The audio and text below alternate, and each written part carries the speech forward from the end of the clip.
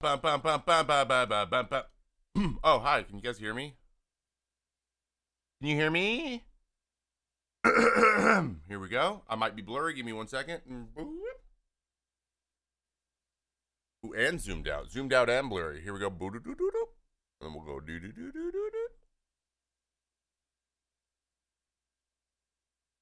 Oh, I gotta put my hand up because it's where my head usually stays.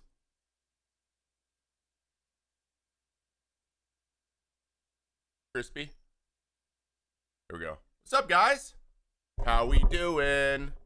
I'm a little bit too zoomed in. It's too far. Here we go. Backing it up. Turning it over. Hey! All right, what we got? Shay, 32 months. Welcome back to the team. Hello. We're going to let everyone filter in, guys. Good morning.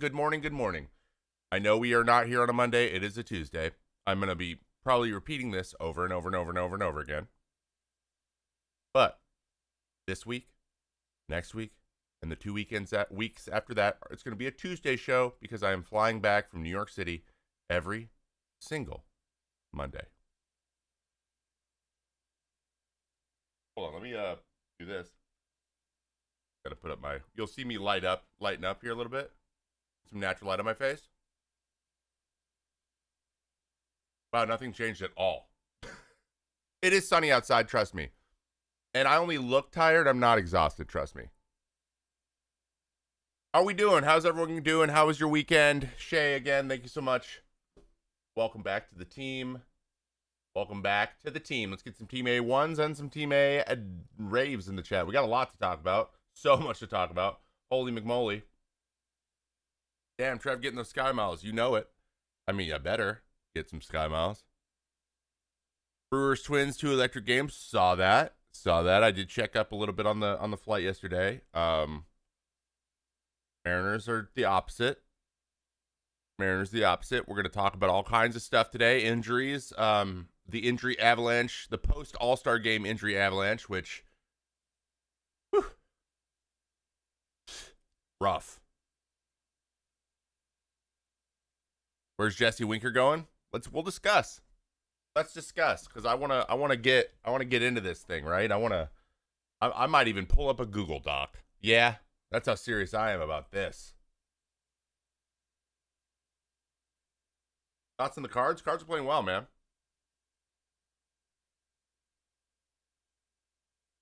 Do not look at the photos of Ty Francis heartbreaking right before your eyes. Say less. I'm not going to do it. It is the cold side of baseball, and I'm not a fan of that having to exist, but unfortunately it does. I'm still not really in focus. I want to make sure, what is my aperture at? Why is this such a thin aperture? Must be stuck at 2.8 or something. Thoughts on the Cardinals. A second thoughts on the Cardinals from two different places. Yeah, they're doing well, man. We can go deep dive the Cardinals if you want today. I would love to chat about the Cards and where they're at. I got it on the list. So once we start talking about the Cardinals, I would like to, because it's going to take a little bit more time, I would like to stay on that subject for a little bit. So we'll get into the news. But as we do every single week, the first 5 or 10 minutes of the show, let everyone filter in, see how everyone's doing. How are we doing? How are you guys? We got a lot of baseball stuff to talk about. We are going to go our full length. We're going at least 2.5 hours today. So PogChamp. The majority of today's stream, the majority of today's show will be about the trade deadline. And I'll let you. And it's gonna be fueled by you and your questions. We're gonna go over some trade rumors. We'll go to Trade Rumors website. We'll go through the list and see if we can start figuring out some interesting ways people can go places and where you guys think, where I think. And one thing that's really interesting for me that's new is like trades and the trade deadline is something that a lot of players avoid like the plague when they're playing because for obvious reasons, especially when you're on a team, you're either in that conversation or you're on a team that's going to either receive somebody or lose somebody. There's a lot of, you're like, oh, we don't want to lose that guy, or oh, we really want to get this guy, or oh, we really want to compete, or oh, we're ramping up for the playoffs, or oh, I could have to move soon and like tell my wife to, pack up the house while I'm gone and like live out of a suitcase for a month and figure, like there's a lot of emotion attached to it. So you just try to focus on baseball. and now I'm having to fully focus on trades and it's just something that it's weird. It's just weird. Like, it's fine, but I'm just like, oh, how do I do this? It feels weird. Feels weird. I mean, at this point, I think that anyone going to the Mariners is a positive because they are losing guys left and right too right now, like crazy. It's insane. Everybody, the Mariners and the Braves have had a rough first 5 days here. Rough. What up, Morno? How we doing? Optimistic? Feeling optimistic. Wow. What year is it? Someone's feeling optimistic in the chat. Look at that. What do I think of the Braves losing Fried and Albies? It's bad. It's really bad. That is bad. Were you ever traded midseason? Never traded midseason, though. The fact that I missed the trade, getting traded last year, is absolutely mind-boggling. And I hate this, but I just tweeted that we were live, or I'm going to say tweeted. I'm going to say tweeted forever because this website has been absolutely ruined by its brand change. So it's Twitter forever, and I'm committing to that. I'm just going to say that right now. I tweeted earlier, and now I see that Dr. Disrespect is being talked about again, which I do not want to click on. I do want to click on. My weird obsession, just like the rest of America with drama, is like, what happened now? But I'm not going to do it. I will not do it. Are Mariners fans allowed to be optimistic? Everyone's allowed to be optimistic. Now, but you can do this. You can shift that vernacular, that word you're using, to hopeful. Hopeful? Maybe. Bassett Turner to the Red Sox. That'd be a great pickup. Bassett's got one more year in his contract, and Turner's making 1 year, $10 million. You're not getting traded led to your favorite Nats moment ever, so thanks. Are we talking about the Jeter Downs broken bat single? Frankie? You think the Angels will sell? They better. Why would they not sell? The Angels should sell every moment of every day. They should be selling constantly. Yes, the Jeter Downs walk-off. You know that's the last time I gave up any runs in my big league career? After that point, I did not give up a run for the next 15 outings and ended my career on 6 weeks. My bad. TDH, 20 months in a row. I know All-Star Game is over, but your dunking booth vein. In your dunking booth vein? Oh, in your dunk tank vein. Dude, Woods Digital dunking booth vein just confused me harder than any 3 words have confused me in so long, and then it clicked. I just want you to know that I was lost for a half second there. Did you watch Hall of Fame ceremony? I didn't, because it kept starting to play on the flight I was on. It kept starting to play, and then it would just pinwheel and then stop, and it kept doing it over and over again, so I just had to catch up later. I'm planning on kind of going back and at least watching the speeches today. But one thing I will say that was absolutely jarring, and that's Jim Leland with a goatee. What are we doing? You have a mustache. You are a mustachioed man. It is weird, though. He looked like 10 years younger with it. Crazy. Bobby Baseball's playing some ball. Yeah, he is. That's my dark horse for MVP. Let's go. Keep it going, bro. Hey, watch the ESPN broadcast. That's going to be for the rest of the season. Blackhawk is going to be for at least the next 3 weekends, and then we're still TBD on a 4th or on a 5th one. So there will be 4 straight Sundays. I'm flying to New York every weekend until mid-August. So yes, we're going to keep doing it. And I want to be very clear. That new the ESPN Sunday Night Baseball on ESPN2, guys. We do an alternate Statcast broadcast. I did my first one the other night. Got a little bit comfortable in about the 4th inning, I think, and then we started to figure it out. Working with Kevin Brown and Mike Petriello is so fun. It's so funny. We're all kind of like, it's so new. It's new to them too. They're just like, man, like getting the cadence down and like how fast the games are and talking about statistics. It's a little bit hard because some things take some some explanation, right? You got to set the tone. You got to like give some background information, and there's not enough time to do it. And we don't talk during the breaks. So like they don't go to us at the desk where we get to break anything down and show things on the screen and whatever. And that game went really quick. That game also went really fast. In terms of like hitters putting the ball in play, there were no really long at bats. And so we're all trying to figure it out, but Mike and I are going to have to get good at being really clear and concise with how we demonstrate things. So, but we realize where the spots to do that are, and we're really excited to do it next week. It was so fun, man. I think that overlay stuff is awesome. By the way, anyone who watched it, can you please let me know what you think one way or the other? Like, ooh, it'd be interesting to have this. Or, ooh, I really like that. You guys should do that more. Like the things you wanted on the screen, things that were on the screen you weren't really paying attention to. We really do want to know that stuff because we can change it week over week. Like we're going to have this is literally kind of I mean, I don't think this is a secret. We're testing stuff. We're going to try stuff that we've never tried before. And that's the point. And the interesting thing is I do this and I get to ask you guys these questions. So if you are like, hey, this would be super cool, do not hesitate. I will write it down. I will bring it to him. We will discuss it because we have been discussing these things. And the overlay thing, that's how I did scouting reports. And I think that's like the first thing that kind of got me on the radar here. And we kind of started to develop the thing with the heat maps, but them putting the heat maps on the replay, I did not know they were going to do that. That's the coolest thing ever. Seeing where their nitro zone is and seeing the ball go into the nitro zone and them hit it hard. Like, I think is one of the coolest. Like, that's like something that is never been seen before and very easy to understand. So it was a lot of fun.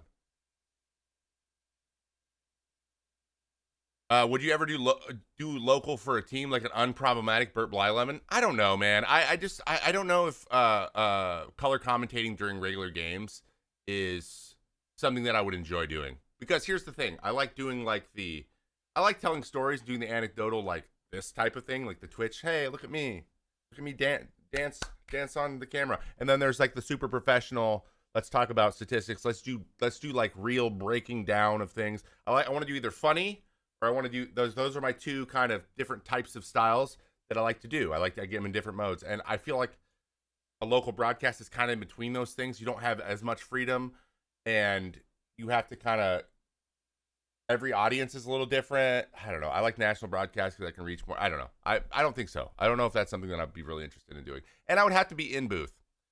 Maybe I'd do a guest spot or two for the Mariners because they're close. That'd be fun.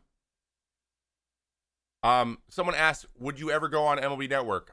This is just something I don't think MLB Network's ever going to really happen for me, guys. Let's just put it that way.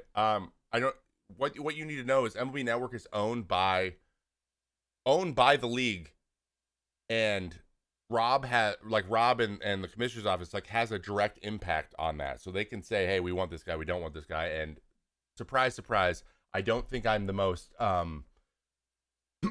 maybe liked person in terms of my criticism of them. And they also tell very, very they are a mouthpiece of the ownership, which is fine. Like, honestly, like, you guys own it. You can do whatever you want. And I think it's great that they own their own network and they're doing that, because overall it is with ESPN not doing so much baseball and stuff, and them, well, I mean, honestly, ESPN though stopped doing baseball after MLB Network became the main thing.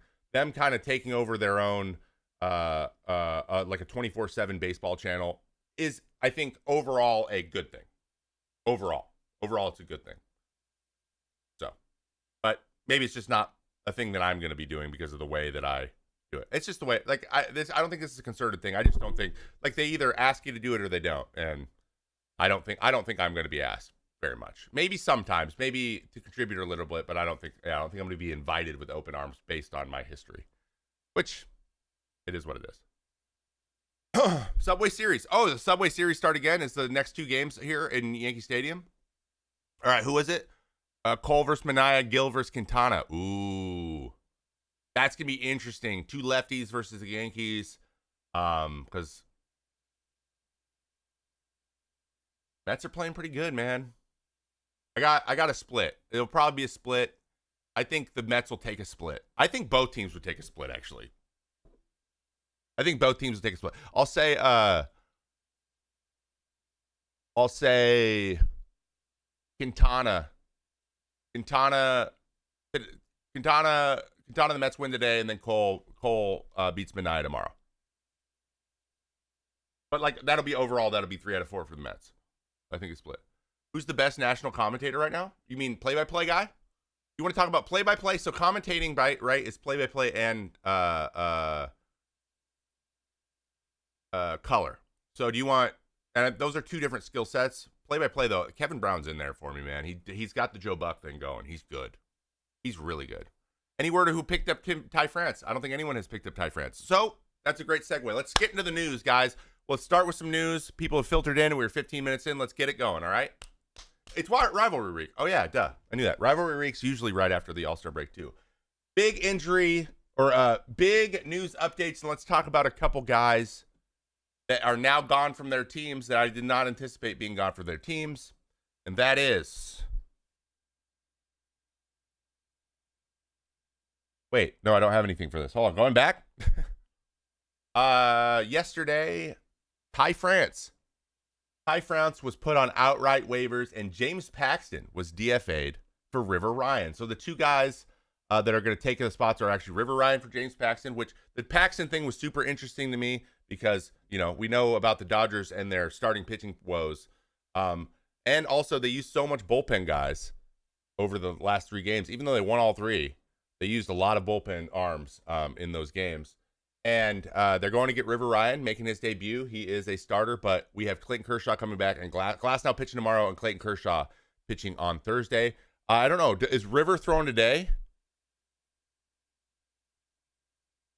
Or did he throw already? Did he throw yesterday?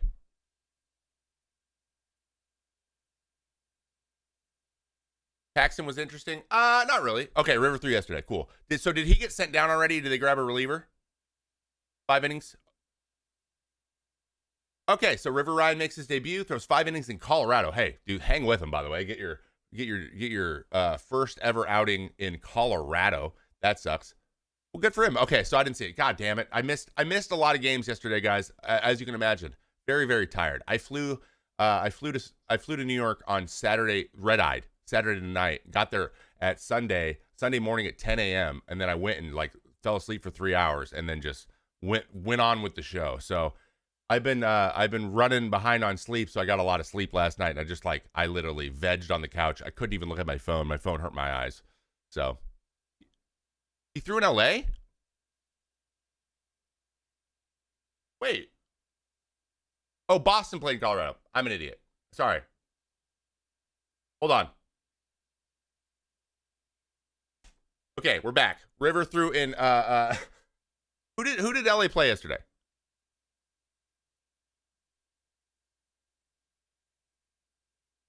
Who did LA play yesterday? Wow, what a baseball. The Giants. Rivalry week. Got it. Okay.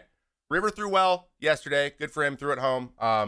Did they send him down? I don't think they did yet, right? So we got Glass now coming back on Wednesday, and we got Kershaw needs to go back on the 40-man or come off the 60-day IL. So we might see another that opens the spot. So Paxton getting DFA'd opens the spot for Kershaw to come back. Glass now will probably take River Ryan's spot. Most likely. That's probably what will happen.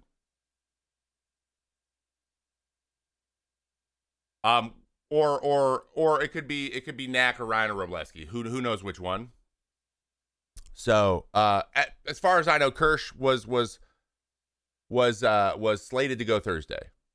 So Paxton probably leaves the West Coast Red Sox. Actually, to be honest, I think Paxton's going to get picked up. I mean, I don't know if he has. I haven't seen if he has got picked up yet, but they have 7 days to pick him up. There might be some physical stuff that's happening. So okay, so I wanted to do this, talk really quick about this to make a point. So we have Ty France is outrighted by the Mariners, and is very sad. He's been a guy there. He's very personal. Anyone who knows Ty France loves him. But then Paxton is DFA'd. So do you guys know what the difference between being outrighted and being designated for assignment, DFA'd, means? You guys know what the differences are on there?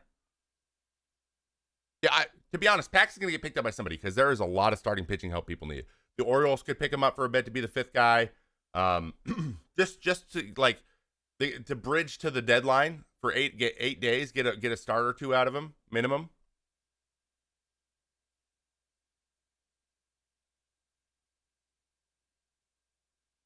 Good morning, Shadow Killer. Good to see you. No, please tell me, Baseball Man. I will do that. 1 second. I have an explanation right here, boys and girls, just for you. I made this for you. Drink this hot Kool-Aid. You guys know that meme? No, am I too old? Okay, cool. Here we go. All right, now we'll bring up the desktop. Okay, so this is the difference, guys, between DFA versus outrighted. When a player is DFA, they're immediately removed from the team's 40-man roster. Okay? When you're removed from a team's 40-man roster, you are entered into a waiver draft. 7 days. And it starts 7 days long that you can be on waivers, and you can decide what to do with the player. So it's a flexible way to remove a guy off of your roster. So you get that spot and you can make those changes. But he's kind of in limbo waiting to figure out what's going to happen. And what you can do in that time, basically what that does is that says to the rest of the league, hey, we don't want this guy, doesn't fit on our team anymore. Does anyone want him? So if the player goes on outright waivers, he goes immediately into the draft. But if he's DFA, there's a 7-day limbo period where he's not quite on waiver, not quite in the draft yet. And teams can say, hey, we would like him. What do you want for him? And then you can work out a trade. So he's like half on your team, half not on your team. Or you can just be like, you know what, we're good. You go on waivers, then they enter the waiver draft, and there's like a waiver order, just like in fantasy football. You guys know how that works. The teams, same thing. So like based on a bunch of things that happen, there's a bunch of rules, whatever. They can go grab a guy they need, but it has to go. People have to pass on you. They have to pass on you. Or you can just release them and say, hey, you know what? You're not even on waivers anymore. You are just a free agent. Get away from us, and then anyone can sign them, and they're just paying him the salary. So those are the 3 big options. And then if you go through waivers. Basically, you go through the waiver claims system and no one picks you up because they have to put you on the 40-man. Basically, the other 29 teams don't have a spot for you either. Then you can just sign with anybody. If you clear the waivers and you have less than 5 years of MLB service time, you have to go to the minor leagues. But if you have more than 5 years,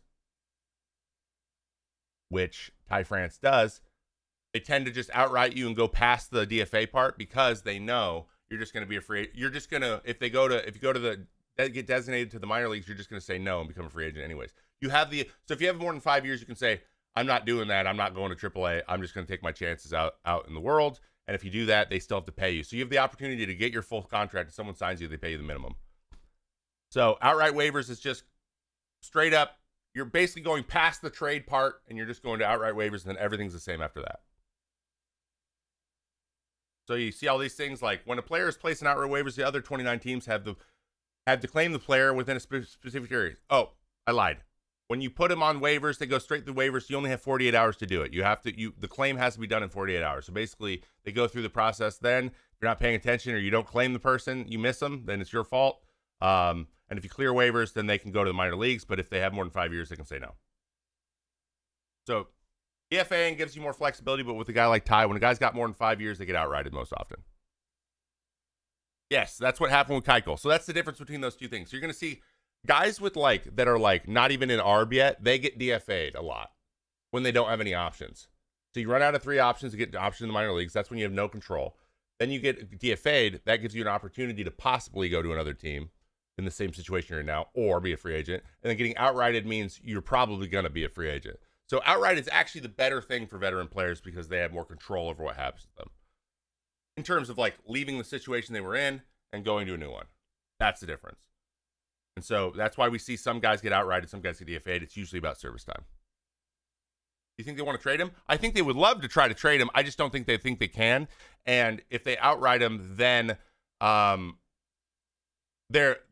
they outright him and he selects and then he's picked up on waivers, the other team picks up his salary too. So they're hoping he gets picked up on waivers because they want to get rid of his salary. If you're gonna drop a guy like that, you also don't want to have to pay him, which sucks, guys, right? But it's like $6 million left for the year. If you can avoid paying that, and another team really needs a first baseman, they might be willing to pay the $6 million. You might be off the hook. That's what they're chancing. Probably won't happen, but it might. And then Paxton's Paxton's DFA'd because they can work out a trade because he's so valuable. So basically, they think that first baseman they don't think they're going to be able to trade Ty France. The Dodgers think they might be able to trade Paxton. White Beauty, 25 months. Look at you. So that's kind of how it shakes out, if you were wondering. All right, pretty crazy, but a very, very. I feel bad for Ty. I know that's a tough situation, but that's how baseball works, guys. That's how the cookie crumbles. That's how the ball rolls. You know what I mean? What up, Justify? How we doing? Good to see you. Would the union need to give up to decrease options or gas? Get rid of them somehow. What would the union need to give up to decrease options? Actually, decreasing options isn't necessarily a good thing because it having teams have no flexibility to move players actually also hurts players in a lot of ways because then they have to just get rid of you. So you're the chances you get to play in the big leagues are reduced, and you want your team to have a little bit of flexibility because they have so much control anyways. So if they have to just get rid of you, there needs to be a different version of an option where the player has more control over that. You don't want to get rid of options. You want to replace it with something else. And unfortunately, that's a salary cap. All these things are salary caps. Getting rid of arbitration, salary cap. Earlier free agency, salary cap. Like they're going to want a salary cap for all of these things, which is what the other sports have, which sucks, but a lot. Wait, so is France getting traded? Have we seen anything on that? Yeah, and also pay the man, idiots.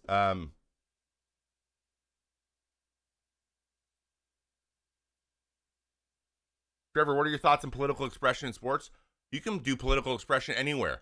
Political expression and protest is your right as a human being in the United States, and you should be able to do it wherever you want. And the conversation is the conversation. What are we talking about? Limiting where we're showing our support or whatever. You do it if you want, but if people get mad at you, that's the consequence of you doing what you're doing. So it's just what it is. It's just the reality of the situation. So if you're going to do that, expect whatever comes later, whether or not you agree with it or not is irrelevant because it's going to happen. So, though I did think that this being called a DJ celebration, I'm like, are you guys sure you guys know what DJs do? Because this isn't a DJ This is DJing. DJs don't do this. So I thought that was interesting. That was an interesting explanation. But do what you want to do. If you want to show your support, show your support. But don't say anything about when people yell at you. I'm just saying, especially when you know very well both ways. The same thing. If someone's going to go take a knee during the anthem, that person should know what that might entail, what might happen. And if you're still willing to do it and stand with it, then that's good. That means it's good or what it depends. But like, that's just what just when you do things, just know that whatever the consequence be, if you're okay with the consequences, with obviously if it doesn't harm anybody else, obviously we don't want to hurt physically or mentally or otherwise anybody if we can avoid it. That I think that's a rational expectation. Yeah, he's just on waivers. Yeah, so that he's on waivers, but he's in irrevocable waivers, so he has to be traded by today, or he's just going to be a free agent. I think he's just going to be a free agent. Luis Medina has UCL injury. Damn it. Just how it comes with it. Exactly. There you go, Game. Game knows. What do you think of the hit by pitch cycle situation? We're about to get into that right after we talk about some injuries. Guys, let's talk a little bit about the post All-Star injury avalanche. And let's preface this by saying this is actually a pretty common thing. So we had a ton of injuries announced yesterday, or in the last couple days. The last Sunday and Saturday, as you know, the All-Star break ended last Friday, and we've had a ton of injuries come and happen since then. And the interesting thing is, a bunch of them were in game, but also a bunch of them were like, one of them might have been in the All-Star game. But overall, we see a lot of these things happen. We see a lot of guys like go on the IL right after the All-Star break because it's very, very common in the major leagues when you're feeling something and see the All-Star break there, that's 4 days off. So what you'll do is you'll be like, hey, I might be all right. You get the last couple days off or you don't play or whatever, you're a relief pitcher or whatever, and your elbow's barking. And you're like, let's get these 4 days off and see and do some rehab and then see if I feel better. So you give it the break to see if things get better. You come back, you test it, and if it works, you're great. If it doesn't, then you go on the IL. That's why this happens a lot. That's why this happens all of the time. And that's why it feels like this happens every year in some way or shape or form. So here's what the injuries were. I don't know why I just chuckled right there. That was weird. Here's the injuries that we've had, and there's probably a couple more that I missed even since I made this list. But we got Ozzy Albies gets hit in the wrist. Did he get hit? By the way, I didn't actually look this. I didn't. He got hit, right? Right? Ozzy Albies. So Ozzy Albies with a fractured wrist. Fried, forearm tightness, which he mentioned he may have felt in the All-Star game, but he didn't think it was a big deal or enough to pull himself out of the game.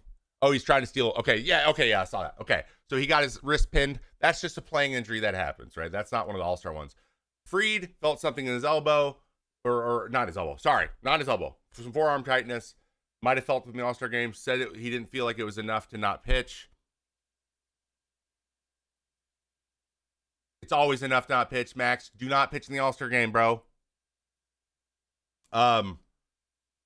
So we had forearm tightness from Fried. There's 2 Braves.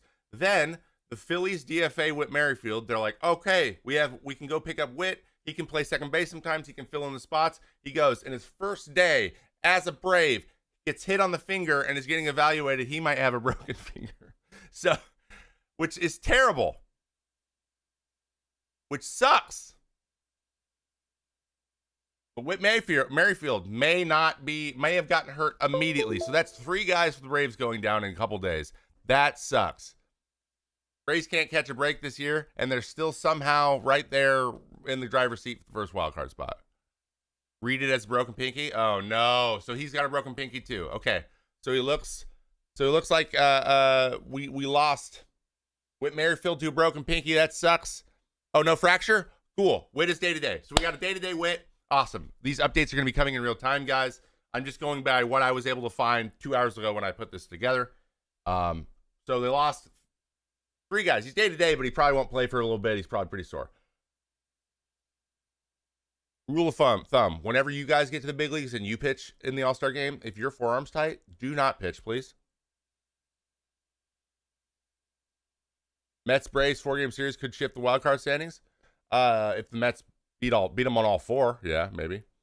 And then another team that's got absolutely destroyed by the bug, including Ty France, the Mariners. Julio Rodriguez goes careening into the wall on Yordan Alvarez's triple in his cycle night. Shout out to Yordan. That's an impressive accomplishment. Incredible. Look at you. That looked terrible. I thought he was dead. I was like, uh-oh. That looked awful. And the x-ray was good, but he's getting an MRI, I believe. And I don't think we haven't seen the results of that, but he says he's moving pretty well. And to be honest, this guy's he's pretty durable.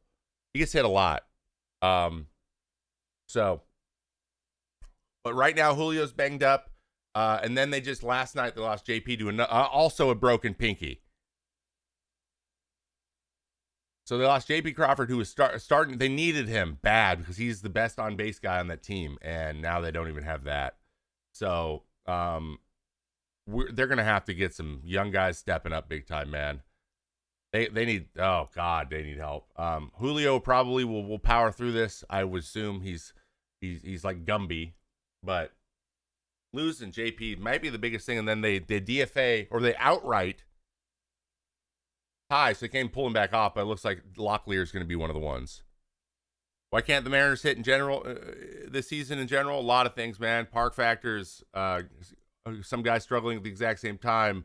The way it's put together, there's a lot of things going on. All right. And then Carlos Correa back on the IL with plantar fasciitis.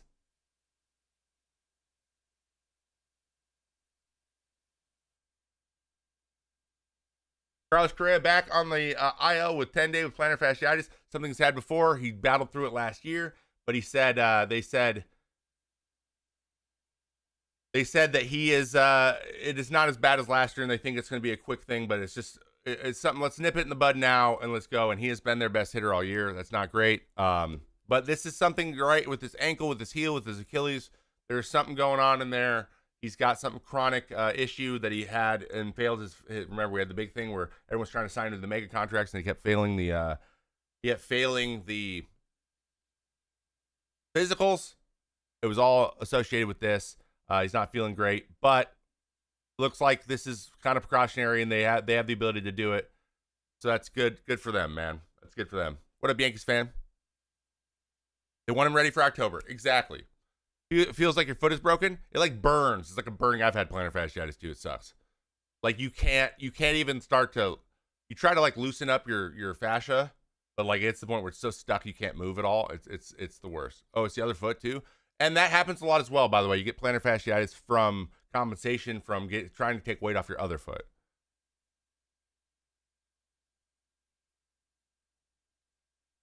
Is forearm tightness a common way to say possible TJ? Yes and no. Forearm tightness is a symptom, but it also is just it's like your flexor mass. Your flexor mass is a ball. It's like a ball of tendons and muscles here that are very strong, and they like it's you use them like crazy to throw. So like them getting inflamed can be it, and that can be forearm tightness, or it could be a symptom of tight muscles are protecting your elbow. So that it's hard to tell which one it is a lot of times. But that's why you see a lot of crossover there. Guys, forearm tightness turns into UCL strains and such, just because it's a connected symptom. But also, it could just be an isolated system as well, and the flexors could be hurt themselves. So it's not.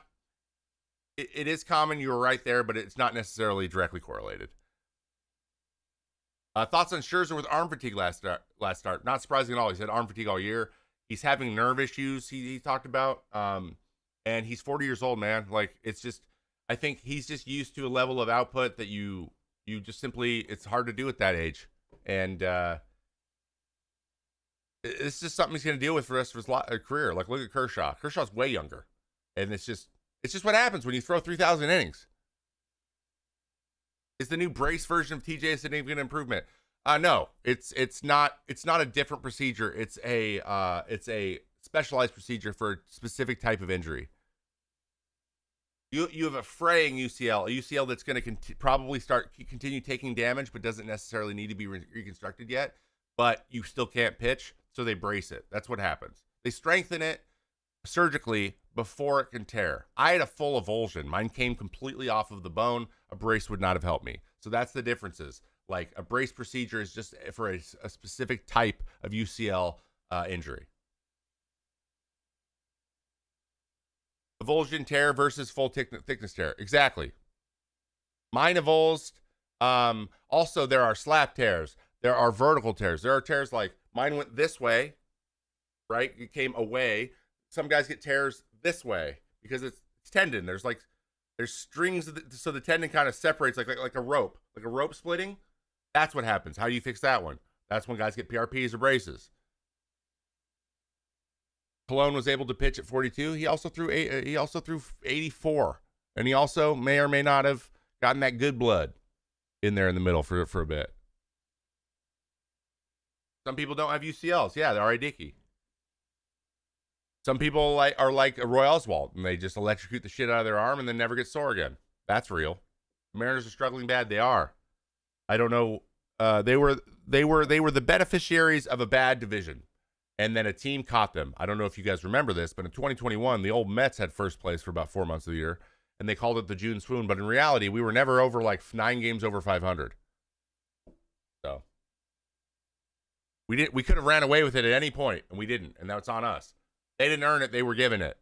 up to that point. Did you use Arthrex? I work for Arthrex. I'm not sure what Arthrex is, sir. I'm assuming it's some sort of pain relief cream. Do you remember Al Smizzle? Yeah, I talk to Al all the time.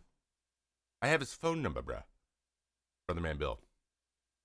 So I fully evolved. It sucked. So, yeah, Braves, Mariners, really taking it in the face in the injuries right now. Really, really sucks to see. But there was one positive, well, not positive. There was one cool thing happening. Let's talk a little bit. About some drama, because we got to talk about drama, because it's 2024 and that's all anyone cares about. Oh, for the internal brace. Oh, no, I didn't use Arthrex. No, I didn't have a brace though. I didn't have a brace, but I'm sure that's what everyone uses. I actually don't know if my guy Meister does braces. 1 second.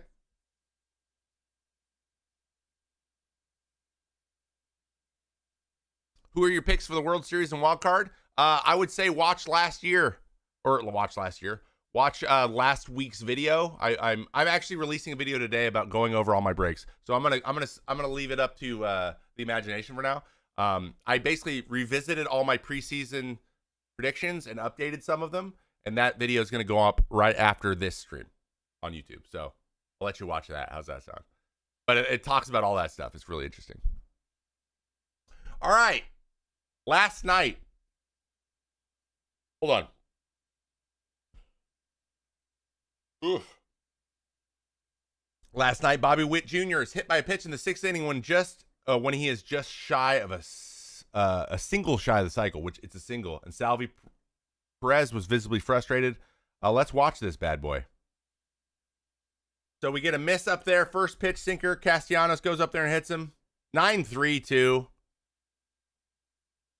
Salvi. Hey, hold on. Did he just say bullcrap? I think I just saw Salvi Perez say bullcrap. That's bullcrap, bro.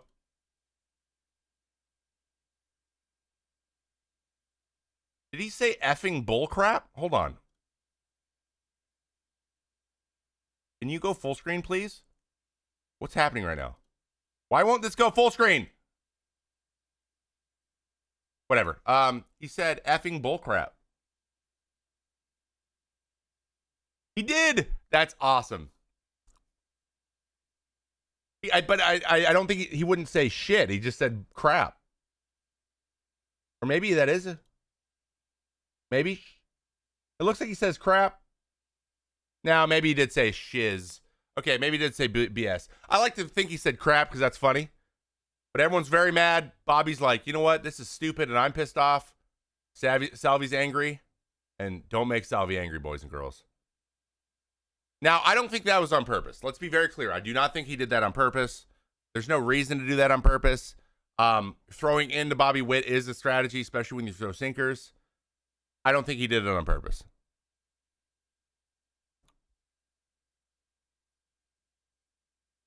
I don't think he did it on purpose. I don't think I've ever seen Salvi drop that kind of language. John, I agree. Not only that, he's saying the whole thing in English, which I also love. Salvi's the man, dude. Salvi's one of my favorites guys I've ever played against. He plays the game right. He's one of the hardest guys to pitch you. Moosin with the sub. Welcome in, team. Let's get some teammate ones in the chat. Teammate dances in the chat. Teammate woos in the chat. Thank you, guys. Or ones and twos. Say whatever you want, actually. Wherever you are, YouTube, Twitch, give him some love. Am I mad about that? Yeah, I'm frustrated as hell with the if I am the Royals, but I'm also feeling good about his ability to get another AB. So can you refuse the base? You cannot refuse the base. Albert Bell tried it once, which is one of the scariest people on the planet, by the way, and he was not successful.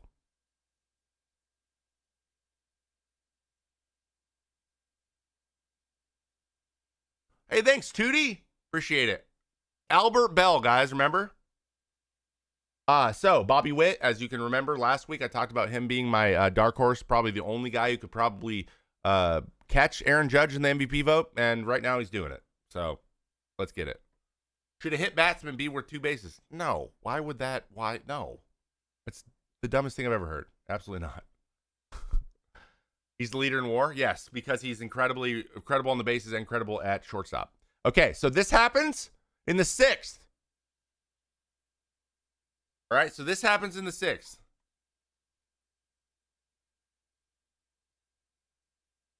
And then this happens.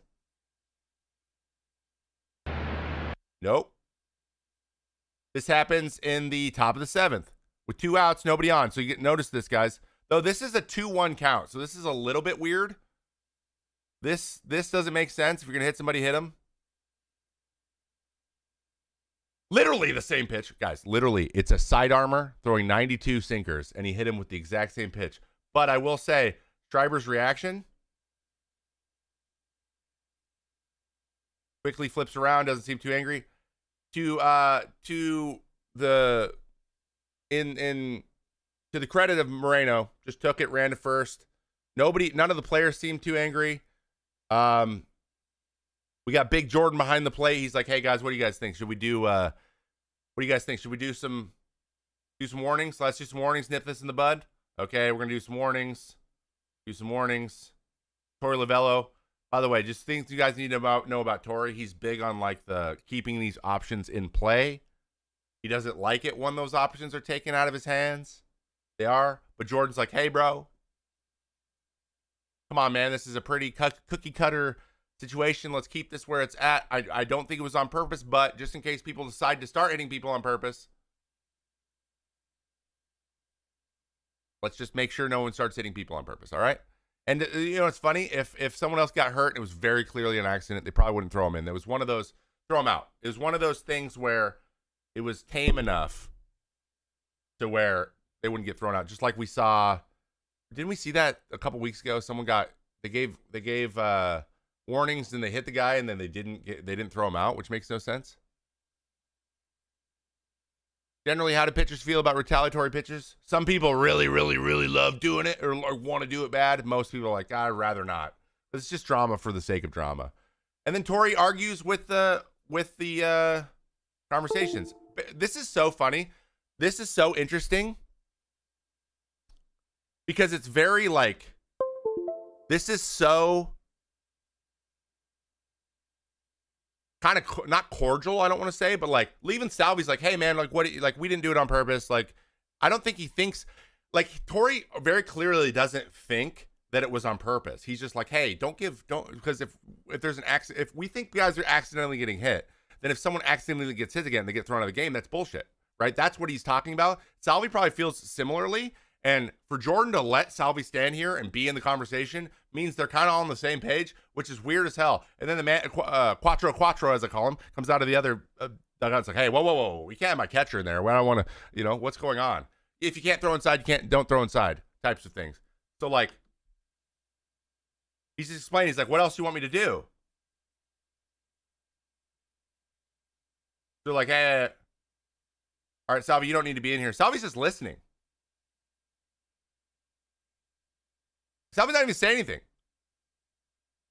And then Torey gets fired up because that's what you're supposed to do. You can't just throw people out for no. Yeah. He's saying you can't just do it right away. It only happened once. I get it. But he gets tossed. Torey gets tossed. Tempers flare a little bit, but that's funny.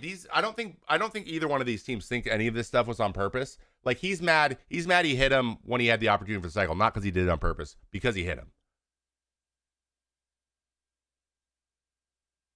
Get it?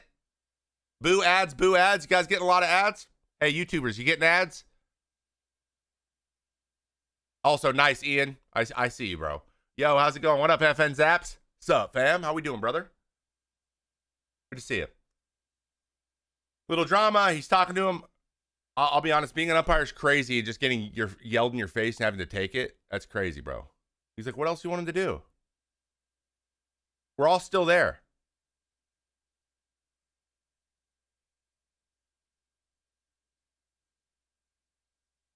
What are they warned for?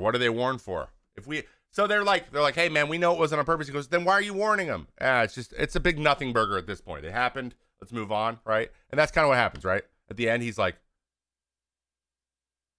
And Salvi gets a little mad. He's like, all right, enough, dude. Enough. Warnings are fine. And then it's over. Which is interesting because Kansas City and Arizona never play each other. So, like, this isn't going to continue going, but it is interesting. It is interesting. Did he get the cycle? No, he did not. It would have been cool. I want to see a Bobby Witt cycle more than anything. I don't even... Did he get his last at bat? He must have gotten his last at bat, right? Must have. Oh, no. Actually, he wouldn't because... Oh, they didn't hit in the bottom of the ninth. But Jordan did get a cycle. Yeah. So there was a cycle this week. Jordan Alvarez hits for a cycle. Surprise. Oh, he flied out? Well, then he should have gotten a hit, guys.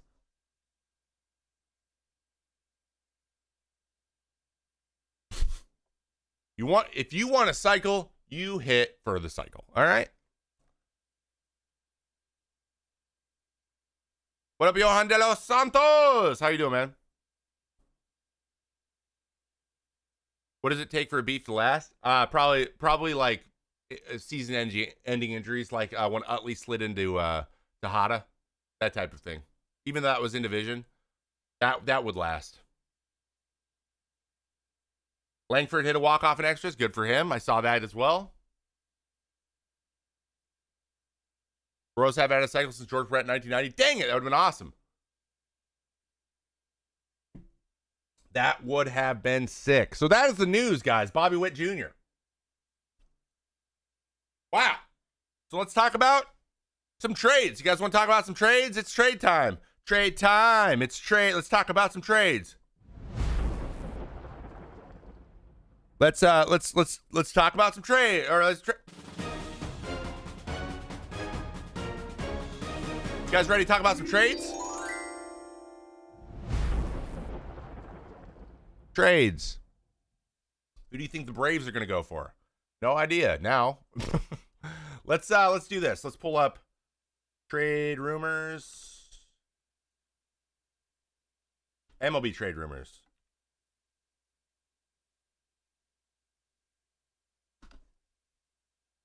Hot. Mets reportedly. All right, let's do this. Did you guys know that the Mets reportedly prefer to add at the deadline? Yeah, they do. They're over 500. They have to. They have to. So there's a bunch of different ways we can go around this. There's a bunch of cool... Who said this earlier? Red Sox interested in James Paxton. Guys, Tarek Skubal going nowhere. So just... You guys need to stop talking about Tarek Skubal. Tarek Skubal is going nowhere. How much did the Tigers get for Tarek Skubal? 5 players. He is the leader for this. You do not trade a Cy Young leader in the middle of the season, no matter how bad you are. And they're not the White Sox. They are not rebuilding. They are improving. They're 500-ish. They're getting better every single year. He is a bona fide ace. They have to hold on to Tarek Skubal. They have to.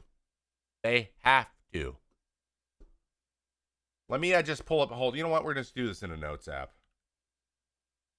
Nah, notes kind of sucks. How do we want to do this? We want to do this. Do we do this? Do this.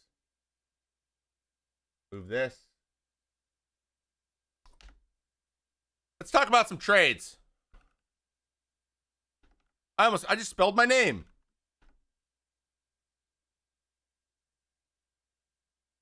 So let's just do Tarek Skubal will not be traded. That is what I think. This man will not be traded. You would be crazy to trade Tarek Skubal. Now, Garrett Crochet, on the other hand. What type of prospect does Jack Flaherty get? Now, Jack Flaherty, on the other hand, I think Jack could bring in a couple prospects. I think he should bring in a couple prospects. Let me just double check. What is Jack Flaherty's contract right now? Flaherty. 1 year. He's on a 1 year. 1 year, 14. With probably some incentives. 1 year, 14. So what? He'll have 6.5 million. What do you think of Luzardo as a trade prospect? Luzardo has not been healthy. Is he still hurt? Let me see.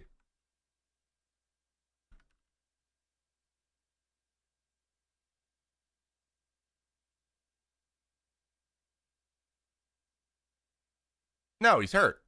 He's not going to get traded. So let's do that. So who could you... Hold on. Let's start with Jack Flaherty. Jack Flaherty. I guess we're starting with the Tigers today. Jack Flaherty.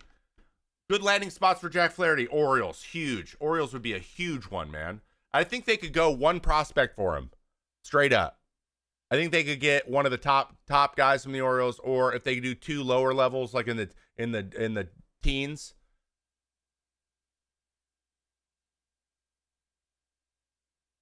I think the Cardinals, LOL. Maybe the Barves. The Braves could go get him. I mean, I'm sure the Mets would be in to discuss, but I don't think that they need him as much. The Orioles really need him. But I think Flaherty going to the Orioles sounds really, really. But did the Orioles want to do the Flaherty experiment again? I mean, did they have him? How long ago did they have him?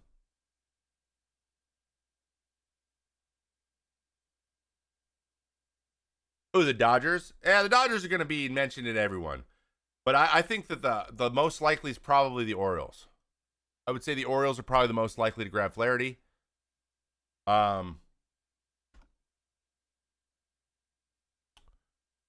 But I think that he would fit in their profile really well. I think he's had some playoff experience. And he can be a 3-4 there. Oh, they traded for him last. Oh, really? They did. Oh, well, that's a good point. They could use him the most, though. He is different than he was last year. He's finally healthy, it seems. But maybe Crochet. Okay, so let's talk about Crochet. This is interesting, guys. We talked about Crochet last week. What do we know? What do we need to know about Garrett Crochet? His innings are going to be limited. Garrett Crochet has not thrown very many innings. Let's also throw the Red Sox in here. But again, Red Sox get him. It's kind of a lot of the same. He's a Houck, Cutter Crawford type thing. Now, if you're going to trade Crochet, you have to have flexibility to throw him in the bullpen. So I think like Dodgers, Atlanta. Like, if they need innings eaten, he's not going to be your guy because he's not going to throw as many innings. Maybe Yankees.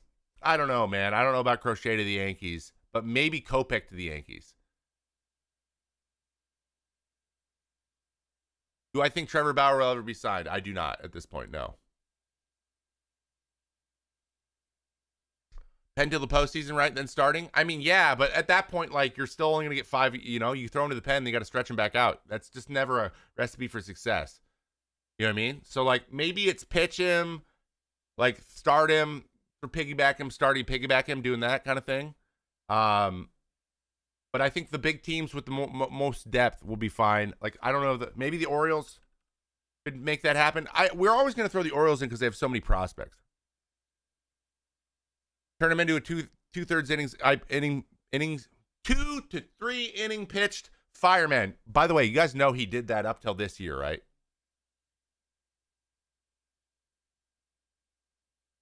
Maybe an opener or maybe a younger guy to piggyback with him. Piggybacking is he throws 3 innings, the next guy comes in, or vice versa.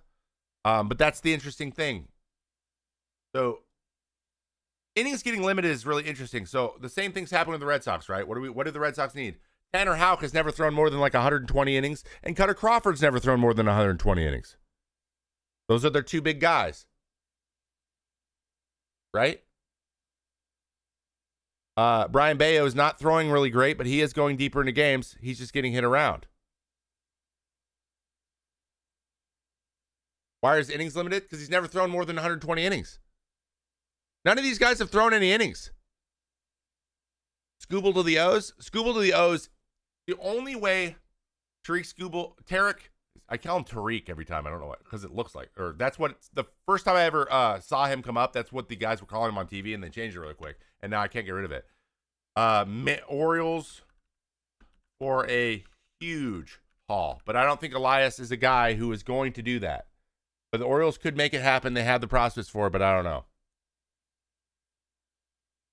But like, and then we got guys like Eric Fetty, right? Anyone could take him. He's on a 1-year deal. He's cheap. He's not dominant. He's just a depth piece. He's going to be the back end of a rotation. Tayon's a little more expensive, but again, let's just lump these guys together, right? Eric Fetty, Jameson, Taillon. There's Kikuchi.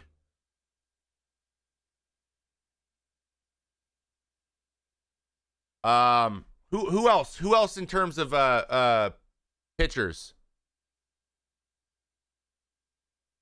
What do the Guards need to do? They need another starting pitcher too. Betty's on a 2-year, $15 million deal. How? Still cheap. $7.5 million is nothing. Oh yeah. We could talk about Tyler Anderson. It's funny about Tyler Anderson. He could be a guy you add to get you to the playoffs, but I don't know if he's going to pitch in the playoffs. I could see Tyler Anderson being like a Cardinal. Maybe Scherzer. But again, Scherzer's still owed like $20 million, guys. He's expensive. So, and then we can go to the Rangers guys. Maybe John Gray. Maybe Andrew Heaney. Nate Eovaldi. Now, I'm not going to add Eovaldi. Eovaldi's probably going to be a little more expensive.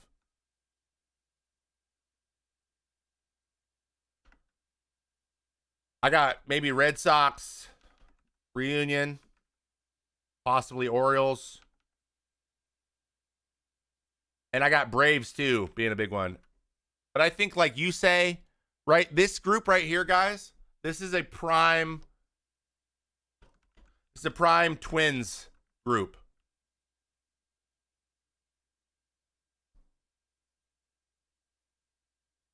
Any contending teams interested in Carson Kelly in a catcher? Possibly. Who gets James Paxton? I think Paxton probably goes to the Red Sox.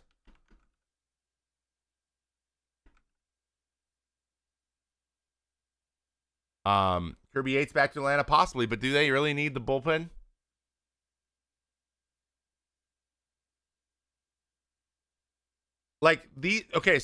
So let's look at this group, right? Let's talk about this group for a bit. Let's talk about this mid group, maybe without Scherzer. So I honestly, I don't know. With Scherzer's shoulder fatigue thing, I don't know. But these guys, these are prime like Twins, Guardians, Rays, like I could see like the Orioles, and then on the outside, like maybe like Orioles, Braves, Red Sox. I think we're figuring out like the Braves, Red Sox, Orioles are all trying to solidify their spots and get some starting pitching. These three need starting pitching pretty badly now. Yankees maybe. The thing about the Yankees is their trades are them trading is just a crapshoot for me. Brewers are a good one. But the thing with the Brewers, someone's going to want one of your young guys who's playing really well. They're going to be like, can we get who's the next Joey Ortiz? Who's the next Bryce Trang? I know they don't want to get rid of those guys, but like that's some type of guy they'll have to do. Boston's going to be small buyers. I agree. I think that it might be Paxton is the only thing they really do, and they do it for like a AA, reliever or something. I think the Twins will grab the Twins. I could see the Twins grabbing like Fetty or Heaney. You know what I mean? Like, or maybe even Taillon. Or I think Kikuchi to the Twins is a great call. I could see like Tyon going to the Guardians. I spelled Guardians wrong. I always flip these U and the A all the time. Anyone else have a word like that? Tanner Scott going anywhere? 100%. Tanner Scott's a prize. Tanner Scott just completed the indirect perfect game. He's going to be a big one. Zack Eflin, yeah, he could go. What's left on Eflin's contract? He's got a year left, doesn't he?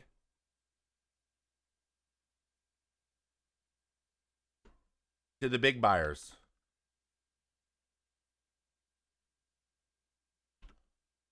So this is one that I would consider really picking up for the Dodgers. Possibly the Orioles. They both need him the most. Yeah, I could see the Yankees sneaking in somehow. A hidden perfect game is getting 27 outs without giving up a hit or a base runner.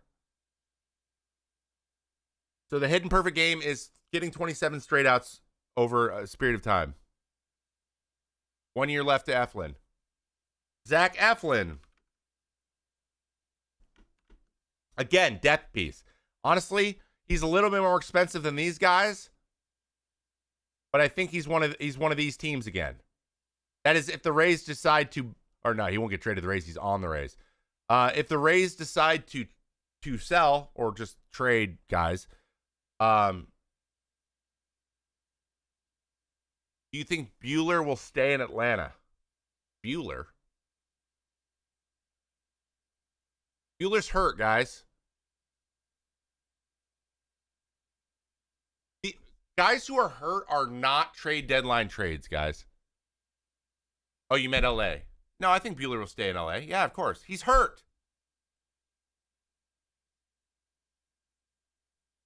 It's Brent Rooker, not Brett. Come on. A's have a gem in Mason Miller. Huge blockbuster for him? No. Mason Miller's going nowhere. Mason Miller stays. Rooker. I think the Phillies and the Guardians would benefit the most from Rook.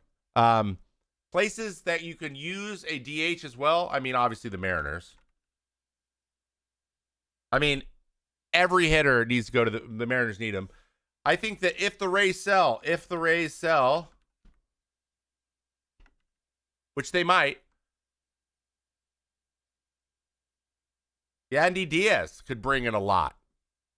Rangers small buyers. I don't think the Rangers should buy.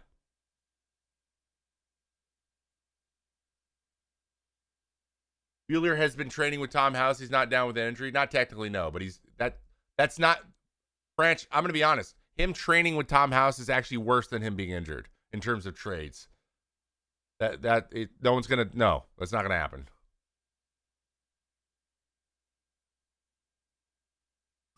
Randy Rosarena.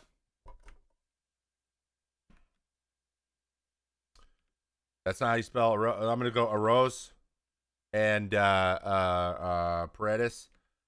So now I would keep Paredes, and I would be open to Yandy, or I'd be really open to Rosarena. Yandy's still got a bunch of control. I still don't know how, but he does. Yandy be a huge pickup. Yandy to the Mariners. If Mariners could pick up Yandy Diaz, that'd be huge. The Mariners could figure out a way to do that, and as we know, the Mariners know that they can trade with the Rays whenever they want.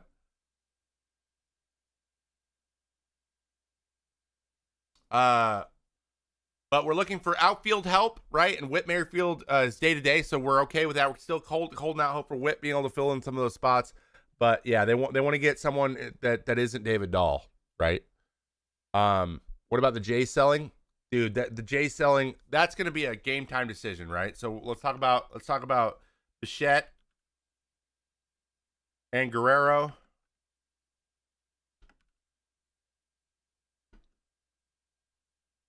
Last minute decision. This is going to be a last minute decision, right? So, what the hell? I hate this keyboard. I need a new one. This one's going to be last minute. I think it's going to be last minute because there's two things. We need huge haul. They need a huge haul needed for these two guys. You need it because they have control. They're young, and they both have been in MVP talks before. Bichette's on the IL again. Well, let's do this. Now that he's on the IL, that kind of scraps that. You go on the IL, you're out. It's just the way it is. Hoping the Nats unload Lane Thomas. That's another good one.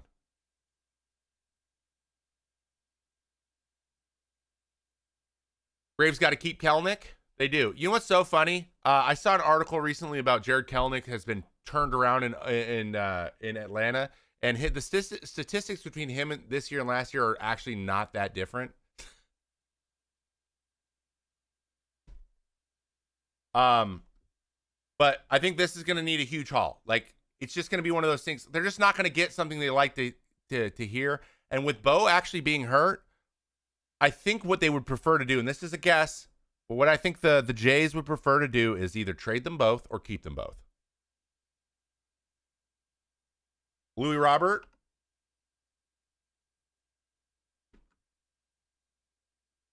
Could go to, again, any of the outfield help places, right? The Phillies. The Guards. Probably not the Guards. But Phillies. Yankees. Braves. Like, any of these places he could go, but he needs to be healthy. So if he stays healthy, but then again, here's the big crazy caveat for me with the White Sox. What the hell do they want? Phillies, Yankees, Braves, who we just named, Dodgers. Like,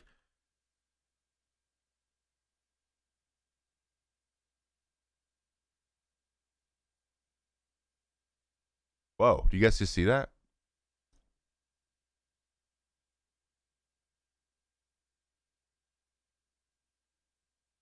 How do you look at the M's and not say if there's a bat, they'll take it? They want every bat. But I have no faith that Jerry DiPoto is willing to do anything to get him. Mariners. Yeah, we'll throw Mariners in there. I'm not saying the Mariners aren't. This isn't a comprehensive list. But I would say any outfielder. Okay, so we broke these guys down, right? Pilar might be retiring. I hope I wish him the best. But like, then we got the Angels. You better sell Estevez, the best relievers on the. Who are the best relievers? Let's talk relievers real quick.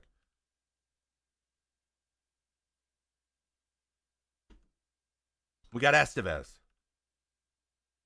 We got Yates, possibly. We got Robertson. We got Green. We got Garcia. White Sox need everything so bad. They do. But again, you got to get the right haul. Tanner Scott. We already got Scott, but we'll do it again. Tanner Scott. Finnegan. Probably Kopech, even though he is controlled. We ever sell your sick mouse pad again? I would love to, Hitstreak. I would love to. Zaztec, what up, dude? Any of these would help, like, right? Like this guy's a closer, this guy's a closer, this guy's a closer, but they don't have to close. I think you go get Tanner Scott to be your closer.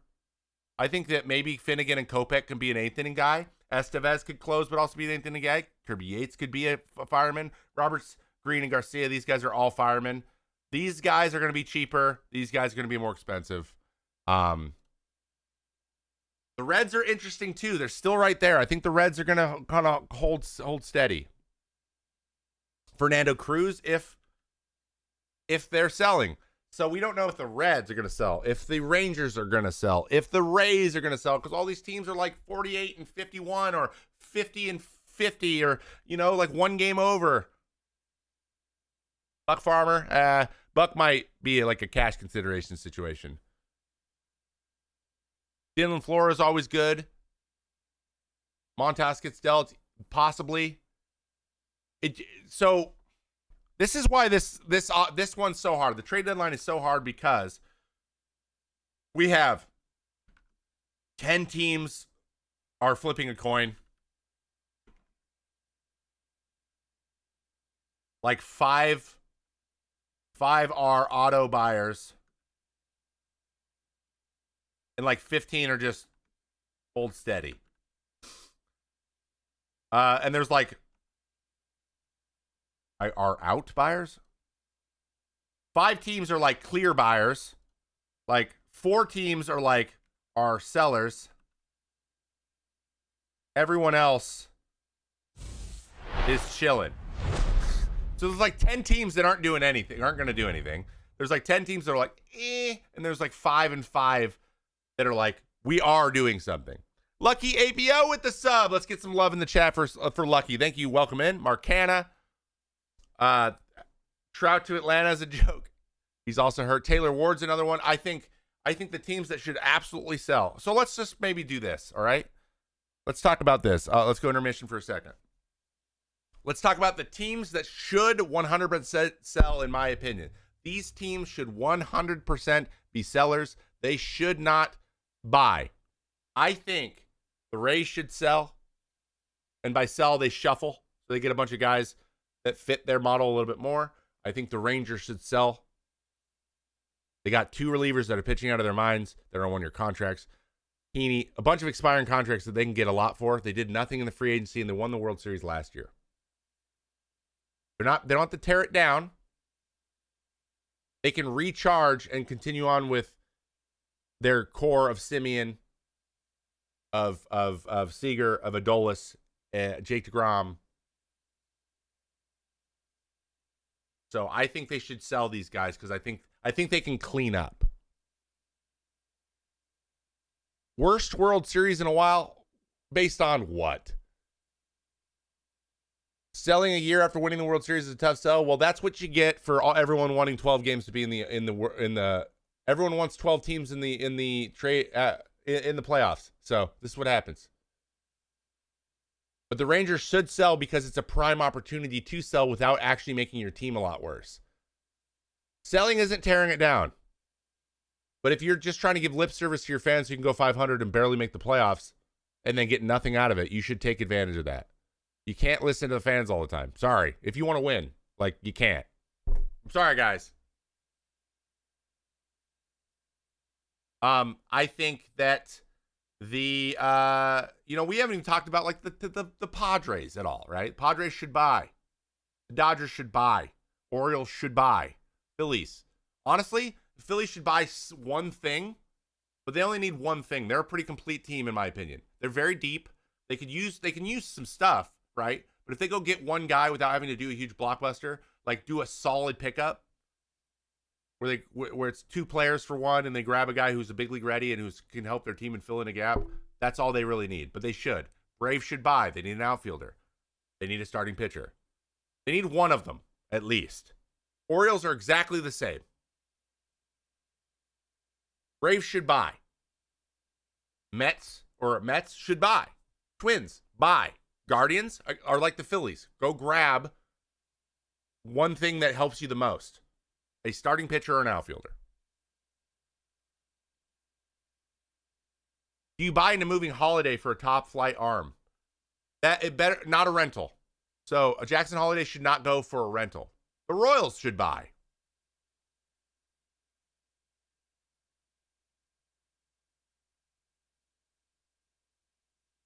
Royals should definitely buy. They could use a bullpen arm. But again, the Royals, they're not going to do anything huge. I think bullpen could help. Mets need a bullpen guy too. See how this is where I think the Mets get a guy like Chad Green. I think the Mets should get Yimi Garcia or Chad Green. I think that's the type of guy they need. A guy who can close games, a guy who can throw early in the games, a guy who can throw multiple innings. Astros are buying 1,000%. But again, I think the Astros buy one guy, maybe a first baseman. See, that's the interesting thing. So now the Mariners and the Astros both need a first baseman. So I can't wait to see how that plays out. I think Yandy Diaz is a perfect fit for the Mariners if they can pull that off with the Rays. But the Rays have to make a decision on what they're doing. See how this is so complicated? It's usually not this complicated. What do the Pirates do? Right? Pirates are going to hold pat. I think the Reds will see. They're going to probably, they tend to sell no matter what. I think the Reds are more likely to sell than the Pirates. I think the Brewers need a starting pitcher. But again, what do the Brewers have to deal? Everyone's going to want like one of their young guys who is producing on the team this year. That's the issue. Now, if they have other guys waiting in the wings in the minors in AAA, maybe they can move one of those guys. Detroit's 100% selling Jack Flaherty. 1,000%. Jack Flaherty is gone. You got to get rid of Jack. Jack could help the Red Sox. I think Jack Flaherty's a Red Sox. That's my big thing. I think that Jack Flaherty's going to be the Red Sox big pickup because he fits right in that mold, and that's enough depth. But I don't know if they still won't have a game one starter. Right now it's Tanner Houck. I don't know how that's going to work. Do I think Buster Posey be a Hall of Famer? We're about to talk about the Hall of Fame curveball. But yes, I do. Yeah, the entire Central Division is a shit show. But they need stuff, man. And it comes down to this. Outfielders is starting pitching vast majority of the time, and there's a couple of teams that want relievers. So what are we talking about now? We're talking about the Cardinals starting pitching rotation. Yes, they need an ace. They have a lot of old guys that eat innings. They need a guy who is the game one starter. Sonny Gray can be that. They need a game two starter. They need two guys who can take over a game. Right now they have one. The Rockies are 100% selling. I think McMahon could bring a huge haul just simply because he's a power hitting third baseman. By the way, what is it with Colorado Rockies and third baseman? And like infielders and Bob. That's crazy.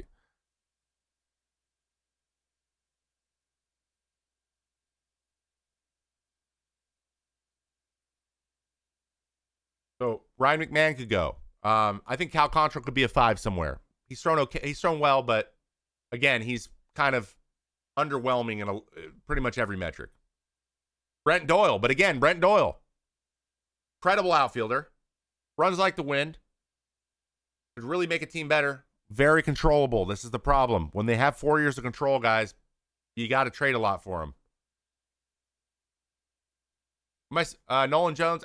Nolan Jones is more like a Joey Gallo type. He's striking out like 40% of the time. Rocky said that McMahon's not getting moved. Well, there you go. Tovar? Absolutely not. Tovar's not going anywhere. They just signed him to a big team friendly. That's an 8-year deal. He's not going anywhere. Heard the Rockies aren't interested in selling? Well, the Rockies are kind of like, guys, it's like pretty much the whole league, and then there's the Rockies. They kind of just do their own thing. And I don't really hate, that's fine. I wish they were more competitive, but they're also just pretty loyal. I don't know. It sounds like not the worst thing on the planet if you're just trying to have a job in the big leagues, the place to be. So I don't hate that completely, but it feels bad for Rockies fans because that just means you're probably not going to compete regularly or consistently.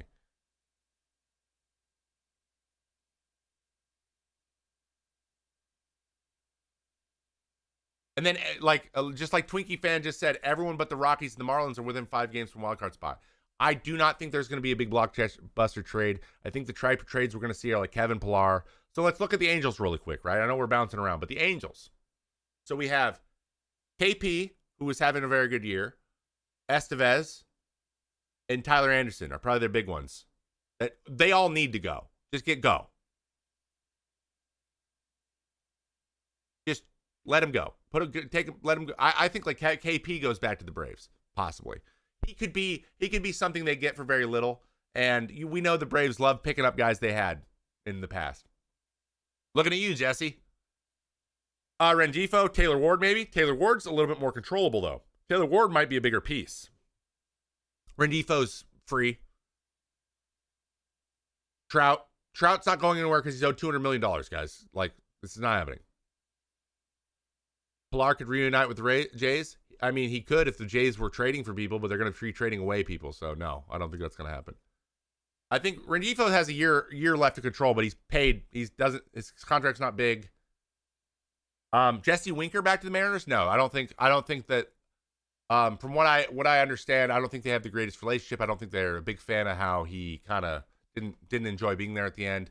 He could help them, but Winker's another outfielder that could go anywhere. Lane Thomas, the Nationals, those two guys could bring something back for them. I think the Nationals are very close to competing. Kyle Finnegan's actually a great guy for them to trade because he's 32, right? And he's thrown a lot of quality innings for them. And I think he's flexible enough that he'll be desired by a lot of teams. But he is due for a decline and soon because he throws 97 as a 32-year-old, and things are gonna it could happen at any moment, and getting something for him would be smart. Yeah, Lane Thomas would be a quality pickup, and Jesse Winker would be a quality pickup. Pilar, but yeah, I like Pilar back to Atlanta. I like that. Braves have old man starting pitching rotation. Yeah, but they got probably the guy who's leading for the Cy Young, so that's good. Rosie get picked back up by Atlanta. Look at that, dude. Pilar's defense is crazy good. He has been really good this year. He does not move like he used to. He'll be the first one who tells you, but yeah, no, I think Pilar back to Atlanta is a great call. So let's just kind of pay attention. What do we got? We got 7 days. So the deadline is 7 days from today. Is it at 6 p.m. Eastern? Thoughts on Paxton DFA'd? Rewind the show. We went back on Paxton. Though actually, I can talk a little bit about Paxton because I think this is interesting. Because we covered him on Sunday Night Baseball on ESPN, ESPN2. Guys, check me out, Sunday Night Baseball, ESPN, for the Statcast. We talked about Paxton and how all of his metrics are down. It's so funny, though. He got so confident at the end of the game the other day. They were sort of 95, 96. I was like, man, he looks good. And then he gets DFA the next day. Any Mariners topics I should rewind for? Oh, we've touched on them off and on. We haven't really gone deep into the Mariners, but we talked about their injuries. And they need everything at this point. They just need an outfielder. They need an outfielder. They need some guys to make contact. They should go get 2 bats, I think. And they don't need to be. You don't have to go get a guy like frickin'. Who are the big position players? Then I guess like you don't have to go get a guy like Louis Robert or Rooker or Vlad Guerrero. You don't have to do that. I think that if they grabbed one of them, that'd be great. I don't know if Vlad helps a lot. I think Vlad actually fits into the culture pretty well in Seattle, but I think he swings and misses too. I don't know if he's necessarily. I do think Yandy is the number 1 guy they should get. Thoughts on Trevor Bauer? No, I've already said those things. You got to be specific if you want to. If you want a question, you got to ask the question directly. What do you think is the main problem for Kenta Maeda this season? Honestly, I don't know. If you want to go check out Kenta Maeda for our player breakdown today, I kind of want to touch on Jarren Duran too. So who you guys start thinking about who you want to do for player breakdowns as well, because we're about to switch. We're going to switch gears here in about 3 minutes and start talking about some other stuff. But this is the trade deadline. And the in conclusion or in general, guys, really pay attention as we get close as the shuffling starts to happen. We haven't had a ton happen. We've had a few things here and there. The Brewers have grabbed some depth. It's gonna be a ton of depth, guys. Our Guardians have they signed like 2 weeks ago. They signed Boyd. He's a depth piece. A lot of that stuff. Soto back to the Nats would be crazy. That would be crazy. You know why it's mostly crazy? Because it makes absolutely no sense. Absolutely no sense.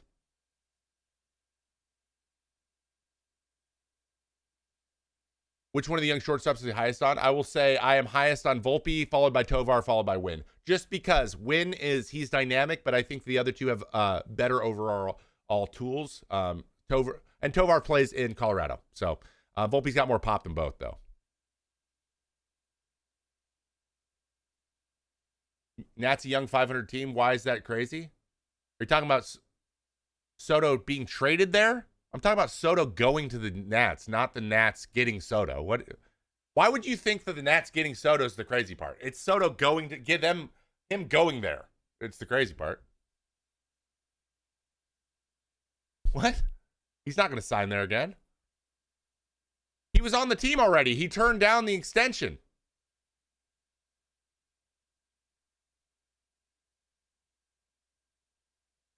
What team you didn't play for do you wish you played for a couple months for? The Mariners. Mason Wynn is a monster. Yes, he is a monster, but he is not a home. He doesn't have the power yet. That's the only reason I haven't said I'm very high on all 3 of those guys. I think they're all going to be centerpieces for their teams for a long time. But in terms of pop, Volpe wins the pop category.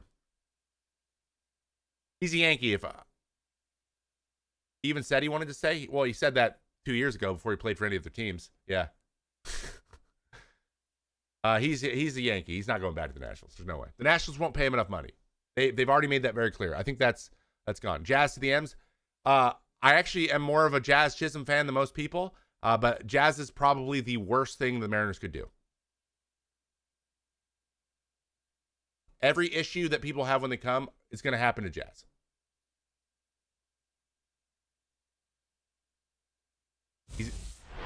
I don't think Jazz is going to help be able to help the Mariners in the way they need it. MRA 320 Master. Thank you so much. Teammate ones in the chat and dances and shice. JJ Abrams on the move? JJ Abrams. TJ Abrams? JJ Abrams. Are you talking about the director of Transformers in Star Trek?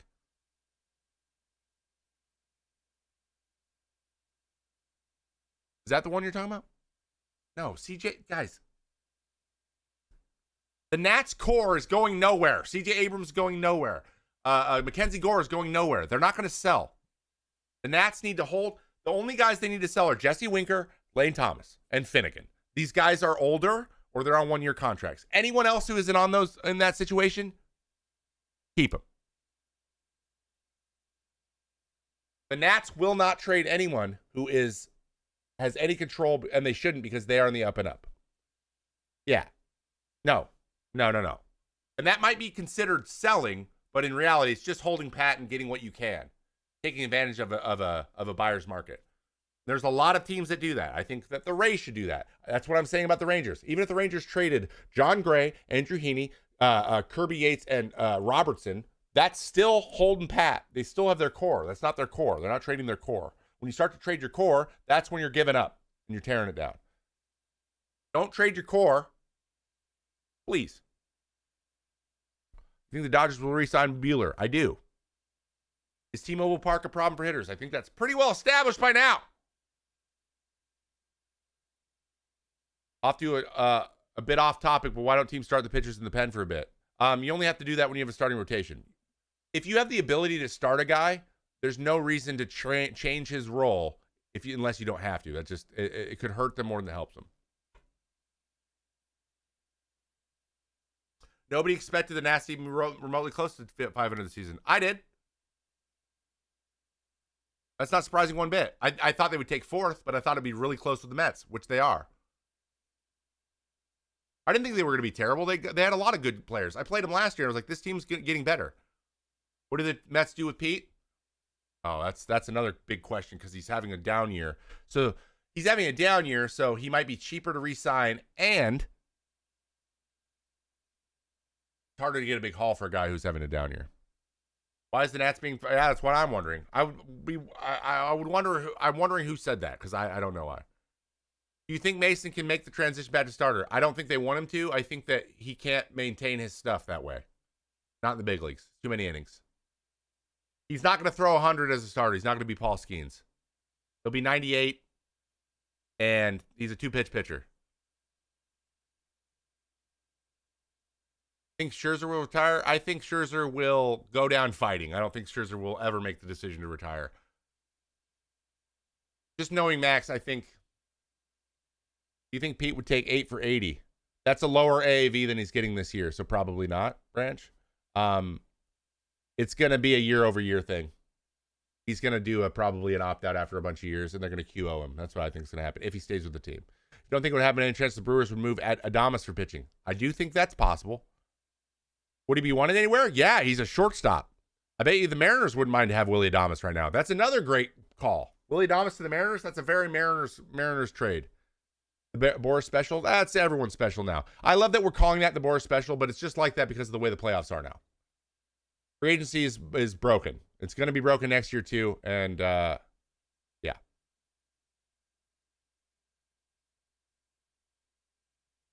Why would the Braves punt this season? They're first in the wild card.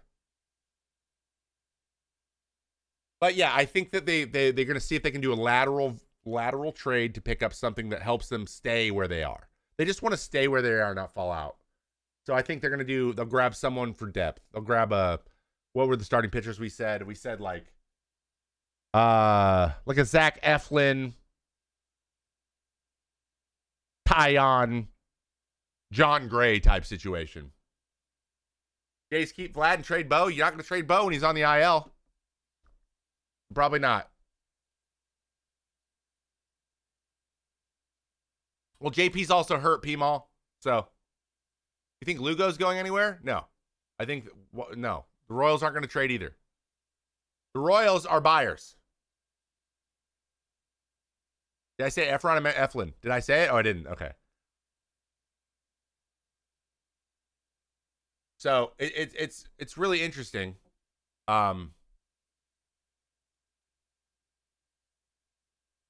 Yeah, but Bichette's a good shortstop hitting shortstop. He's hurt. No one wants to trade for the guy that's hurt. He's also not even remotely close to the best hitting shortstop in the AL right now. I don't know if you knew this, but Gunnar Henderson and Bobby Witt Jr. are both in the top 3 for the MVP. Robot umps win. Never. Never. All right. I just want to talk a little bit of, and we'll keep talking about the trade deadline. But that's what I think is going to happen. That's what we're going to have, one more show on the trade deadline next week. So we'll check in and we'll talk about a lot of the trades and what can possibly happen. So we're going to do this again next week. But this is my overall thing. Expect this video to come out soon. All right. Seattle's definitely buying. If they sell, if Seattle sells, people should just boycott Jerry Dipoto. So that's what I think. All right. Let's quickly touch on the Hall of Fame. And I want to talk a little bit about the Hall of Fame and things that happened there. We're not going to go super deep into it. But yesterday... Let me check this out real quick. Yesterday, we had... Was it yesterday? 2 days ago. 2 days ago, we had 3 new people join the Hoff. Why are there only 4 posts here? Joe Mauer enters the Hall of Fame, guys, as well-deserved, one of the best catchers of all time, and then seamlessly moved to first base because, of course, he did. Todd Helton, one of the best first basemen of all time, also deserves it. Jim Leland go, right? Jim Leland with a goatee. Kind of freaked me out a little bit. Jim Leland, and my guy, Adrian Beltre. I was a little disappointed Leland wasn't ripping a heater during his speech. Same, honestly. Same.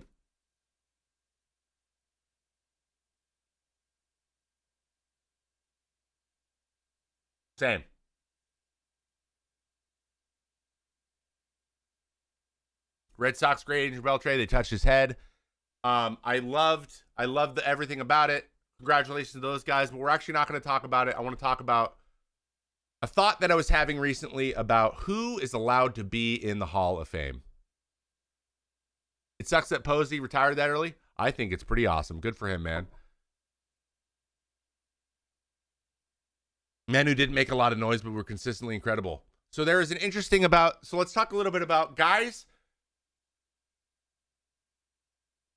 who act like they've been there, like professionalism in that way, and what that means for baseball. People who go out and play the game and are quiet and quietly do it. And the reason that is the way that it is because the game is played every single day. We try to remove emotion. Emotion is purposely being removed from baseball and has been forever because of how taxing being emotional is on you and how hard it is to play when you run off of emotion. And that is the concept because there's so many games, right? We have soccer, we got football. Guys run off emotion. These guys play 2 games a week. They play 1 game a week. Basketball's 2 to 3 games a week, right? They get off days. They can recharge. This is every single day. So if you go out and you say something or do something and then it backfires on you the next night, and now you have this thing coming from 2 sides, and now we have social media. So it's 10,000 times worse. Everyone reacts to everything. Rage bait is how algorithms are built now. So it's just incentivized. Everyone needs to talk about every single thing that's rage baiting because it makes them money. No one's fault. Well, it's society's fault. But with all of that, that's why we see so much withdrawing within yourself and trying to stay within yourself and only worry about yourself and not engage with the outside world, is because it allows you to do your job more effectively.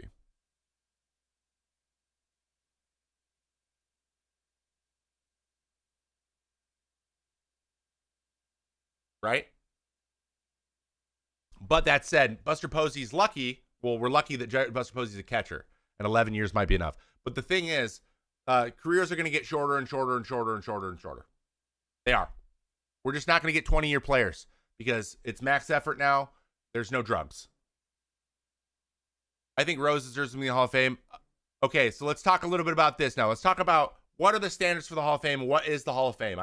I think that this is important, and I had a thought about this, and this is it's a good standard to gotta go by. Pete Rose should have his accomplishments in there, but as a player, he should not be because there was an explicit rule that said you will be banned if you did this, and he did it.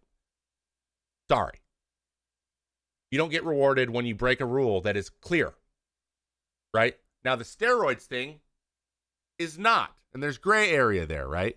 There's guys who failed tests when they weren't explicitly illegal. It's like, when did you fail a test? Like Barry Bonds didn't technically fail a real test. He didn't technically fail a test when the rule was in place. He failed a test to test. Right? And then he lied about it. That didn't help. Neither did Sosa. Sosa never failed a test. Like an official test. But you guys know when Barry Bonds failed his test, right?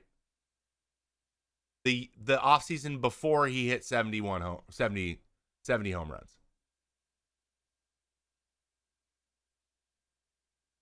Okay, so like, yeah, it's a performance enhancer. But what about the players that had Hall of Famer numbers before using? Okay, so if the standard is you did steroids so you are no longer in the Hall of Fame, then they get a no. If the standard is who gives a shit, you just can't draw a lot. You can't do that. That's so objective. That's so subjective. Like that's you can move the goalposts forever that way. That is not a way to argue it. Yeah, but they were good before. Well, then why did they cheat? You know, like why did they cheat then? So anyway, but let me be very clear about this. People have been cheating forever. Like cheating doesn't even mean cheating in baseball. Like cheating isn't the same thing as it is in chess. Cheating in chess is very clear and cut and dry. Cheating in baseball is gray area galore.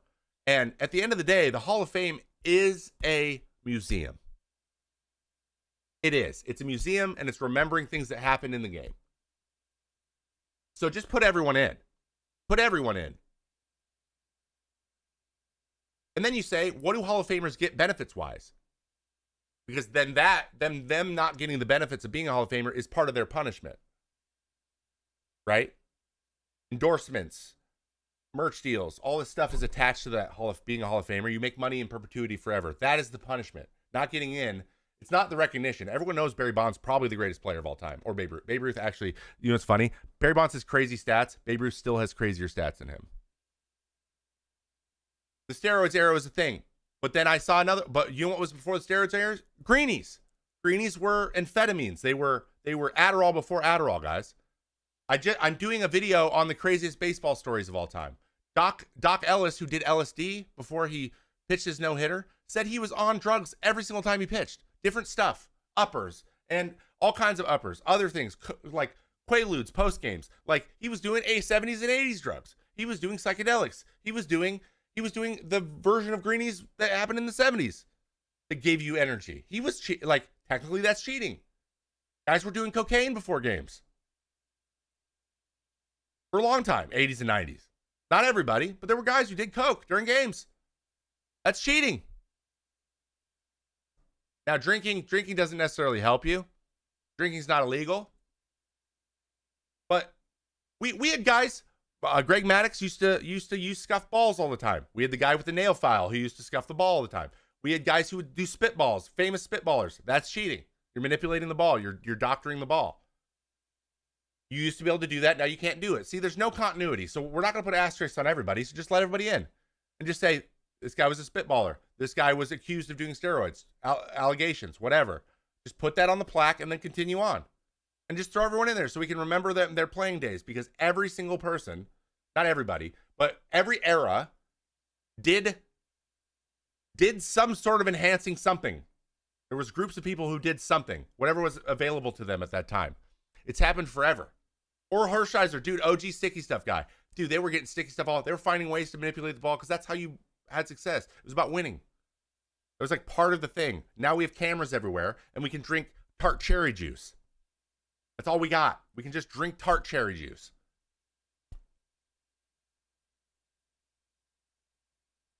Here's some Gatorade. Go get them, pal. Drink a Red Bull. Where are the greenies? Like, you know what I mean? Like, so if we're going to talk about that, we have guys on TUEs, people with ADHD. That wasn't even a thing in 80s, right? Then we got guys with TUEs that are taking, I had it. I was taking Vyvanse for the last 2 years of my career because I need it. But I can't focus. But what's to say there's, you know, there's undiagnosed ADHD people everywhere in the big leagues. They're all over the place. People that don't have it could use it, and they just don't get what other guys get. Now, where's the line? Now, again, is it against rules or not against rules? You go through the system. I get that. But, like, it's just how it's always been. It's every single day, man. It's every day, bro. Does tart cherry juice actually do anything? It helps with the inflammation. It's just it's like a supplement. Are beta blockers allowed or no? No, they're not. Beta blockers need a TUE. MLB ban energy drinks? No. No. So I think that let's either treat it like a museum and let everyone in, and maybe we just say you're in the Hall of Fame, but you don't get to be like it's limited in what you get from that, and that's part of the consequence. If they could just factor in like some sort of part of being a Hall of Famer that you miss out on, but you're still in,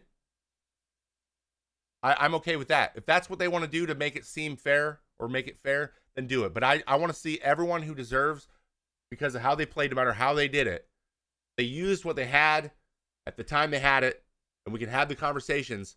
But whether or not they're in or out, I don't think is a conversation we need to have. What do you guys think?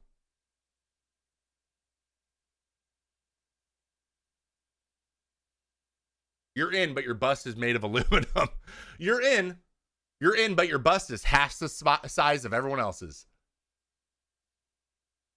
Chris Davis was forced to stop taking his ADD meds and his career went to shit. Well, Chris Davis had a TUE. It expired. He didn't get it redone. So once it expires, now you're back on the list of guys that can't, like, are tested for that. And he bummed some off another guy and got tested when it expired. So it was just a unfortunate.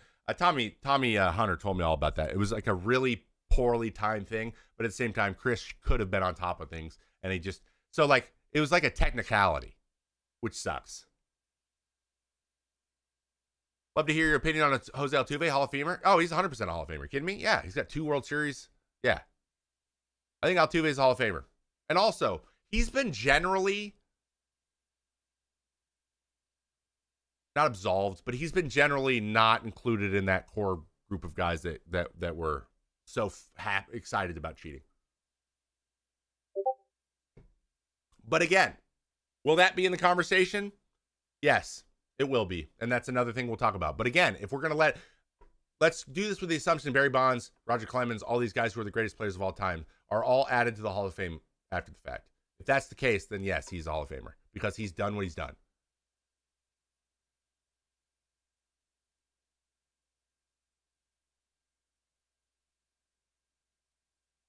But I do think Altuve is 100% a Hall of Famer, yeah.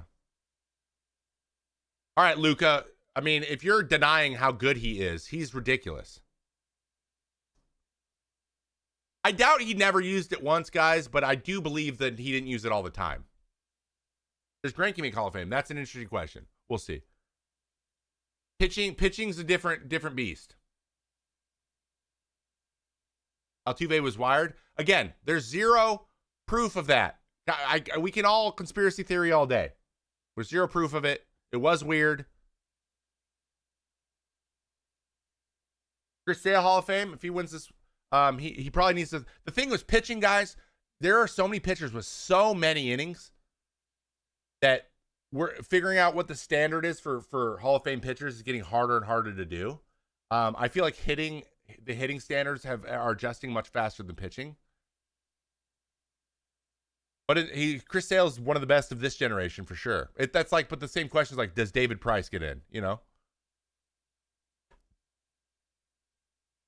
Craig Kimbrell, Craig Kimbrell better get in the Hall of Fame. But then again, Bobby Wagner didn't. So if Bobby Wagner didn't get in, I don't know how Craig Kimbrell and how Kenley Jensen get in. Salvi Perez is a catcher. So we're talking about catchers, guys. Catchers like a 10, like Salvi's interesting. We'll see. Stanton gets to 500 bombs. Does he get in? No. His average is too low.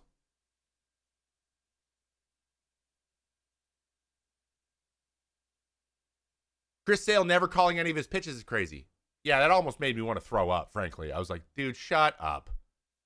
I think Ichiro will be unanimous. I think he should be. Ichiro will be unanimous. There will be one or two guys that say no, who are like, I don't know, Yankees writers or something probably. No, he did play for them. I don't know. I just say Yankees because he kind of killed them. But Ichiro should be unanimous. He might have a couple guys say no. I don't know if he's quite at Griffey's level, you know.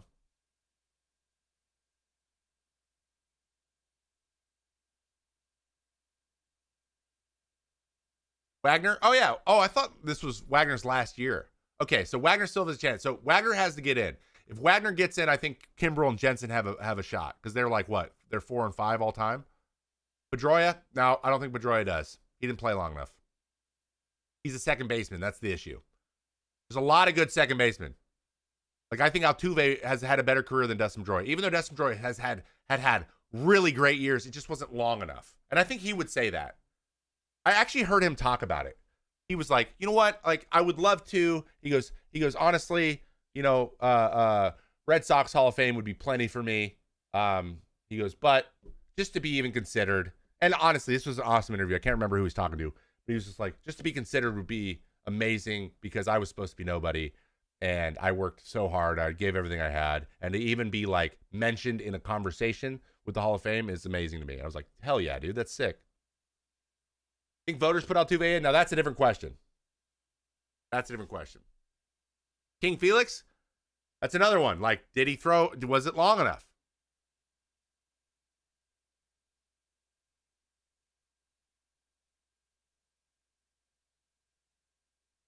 I think Ian Kinsler's probably on the outside looking in. I think next year's shoo-ins, this year's, the next group shoo-ins are going to be CC and Ichiro. CC and Ichiro are going no matter what. Have I been to a Hall of Fame ceremony? It's always been in the middle of the season.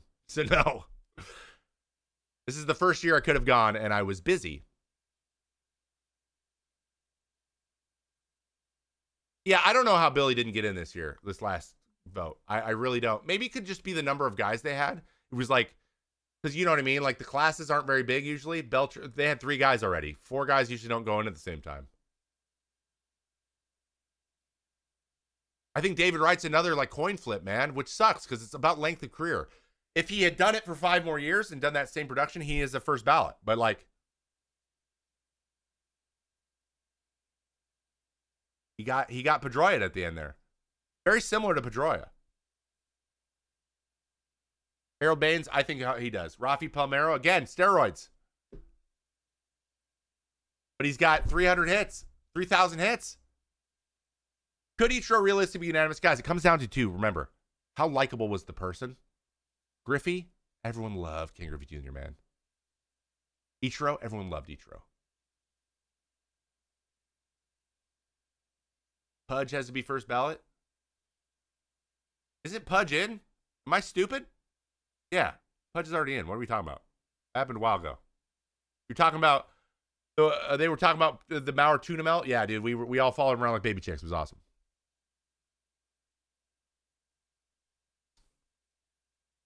To what extent do you think the Hall of Fame should consider Japanese, Korean, Mexican stats? I mean, they should acknowledge that they existed, but they shouldn't go in. Andrew McCutcheon's going to be another one that's like Pedroia, I think. Like Bill James? I did up until recently. Yeah. Garrett Cole? Not yet, but he's close. I think if Garrett Cole wins one more Cy Young, it's a shoo-in. Can we do a baseball movie Hall of Fame? We did do that a couple years ago. We could do it again. I would love to do that. All right. We talked about the trade deadline. We talked about the Hall of Fame. We talked about the induction, which was awesome. You guys want some crazy stats? There's some crazy. I got some crazy stuff. This is some crazy stuff. Here's a crazy stat of the day, guys. We have two crazy stats, but here's our first one. Carlos Santana hadn't been caught stealing since 2018. JT Realmuto's throw beat him to second, but he got out of the way. This is sick. Watch this. Got in a round. Now we're going to watch it. And he's got 16 consistent, 16 in a row stolen bases. Carlos Santana is amazing, by the way. This guy's crazy. His career's been insane. So they're going to go watch it again. We'll see. He got his outer hand in there early, and he has not been caught stealing in 6 years. That's nuts on its own. But let's go look at something real quick.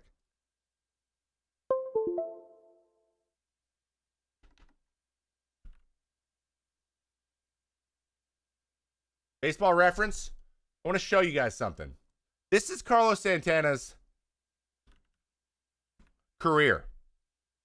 He's been up since 2010. Okay? He's got 1,700 hits. He has a career 242 batting average, right? You're like, oh, that's not great. 242 batting average. His career on base is 355, and his OPS is a 786. He's got a career OPS plus of 114. This guy has been doing this for 14 years, guys. He's 38. This guy is a freak athlete. He moves like that. He's only 2 years younger than Scherzer. Career almost 800 OPS. This is a very good career. 300. He's got 300 home runs. He scored over 1,000 runs. He's got over 1,000 RBIs. 37 career WAR. No one talks about this dude. Like, he's not talked about ever. This is one of the most he is probably one of the most consistent players in the major leagues right now. Let's look at his career. Like, look, it's like 260, 240, 250, 270, 230, 230, 260, 260, 230, 280, 199. 2020 was struggled, but like that was a 60 game season. He struggled a little bit in the batting average category for 2022 after he got moved around, right? 240, 235, 240, but he consistently gets on base. He consistently is an above average player in the big leagues. Excuse me. But he's only made one All-Star game, and he's been in the MVP twice. He is a rock-solid player and has been for a long time. Even when he's not hitting for high average, he is still on base more than 100 points higher than his batting average, no matter what. Where's strikeouts to walks? 108 walks, 108 strikeouts, 110 walks, 93 strikeouts. This guy walks 1-to-1 pretty much every year. Look how close these are. He's walked more than 90 times. 1, 2, 3, 4, 5, 6, 7, 8. Almost. He's walked more than 80 times. 10 times he's walked more than 80 times. Are you not entertained? Walked more than 80 times, 10 years. Nuts, fam.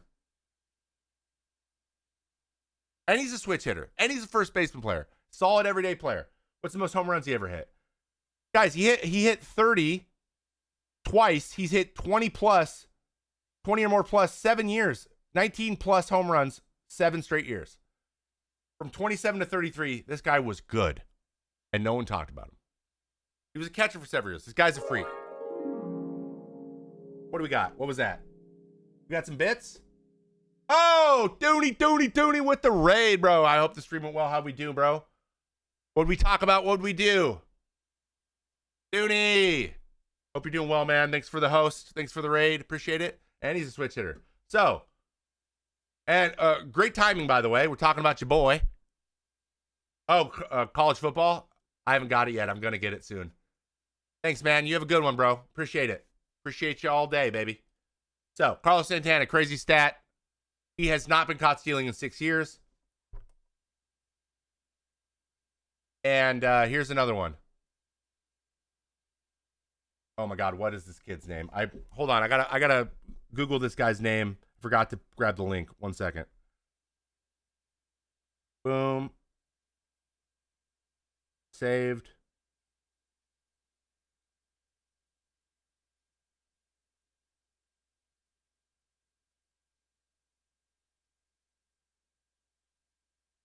Francisco Viscoso.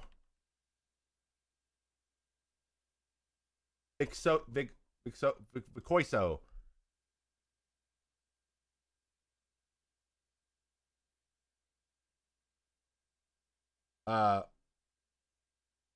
Is this Tommy Lauren?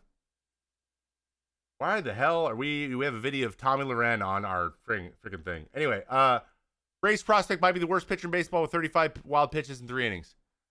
He also walked, so here's the stats, right? There's a pitcher named Francisco Vicoso. Oops. Oh, let's just look at the tweet. Yeah, I don't want to see her anymore. There's a pitcher named Francisco Vicoso in the Braves system who has thrown 3 innings of professional baseball. In those 3 innings, he's recorded 28 walks, 35 wild pitches, 4 hit by pitches, 20 earned runs, and 3 fielding errors. So he has the ability to field, and he has made 3 errors. So he's got 9 outs and walked 28 guys. Okay, first of all, first thing that pops to mind is, excuse me? That's insane. Okay? So let's watch this for a second. I want to talk a little bit about it because I feel bad for this kid. He's just yeeting the ball up. Not only that, like his stuff doesn't really move very well. He does throw really hard. But now he's just aiming. Like that was 92. He was through 97 the one before that. He's lazy. Shut up, Stomper. He has the yips. And anyone who doesn't know what the yips, or you never felt the yips before, when you see the mound, it gives you anxiety.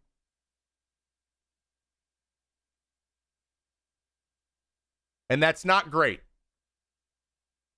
This is the worst yips I've ever seen. First of all, I'm kind of mad at the Braves for just running him out there. Right? First of all, don't just run the kid out there. He's obviously got a problem. Most of you guys in the chat could not walk 28 guys in 3 innings. You could just go up there and lob the ball in and probably not walk 28 guys. So we're beyond yips, right? Did you ever have the yips? There's been times where it's like an intrusive thought that doesn't go away. So this is obviously news. This is terrible, right? I feel bad for him, but also like for him to get the opportunity to do that much is pretty insane. So there's another guy I want to compare him to that I played against. One time, for example, Daniel Bard, who is in the big leagues right now, he walked 7 in a row in a rehab start when he was with the Red Sox trying to come back. I was there live for that, and that was I watched him go out, walk 7, and get pulled. Does fear getting the yips cause the yips? It can help. Yeah, it could hurt. Yeah. So there's a guy named Shooter Hunt.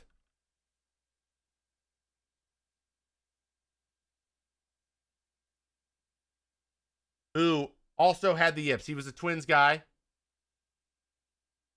Let's see if we can get his stats. He walked 236 in 193 innings. So this is the guy I played against. He was the first overall. He was the first pick. Shooter Hunt. I played against him in Fort Myers in 2010 and 2011, where he walked 145 in 115 innings. He just could not get the ball to the plate. At no point in the last 4 years he pitched did he have a whip under 2.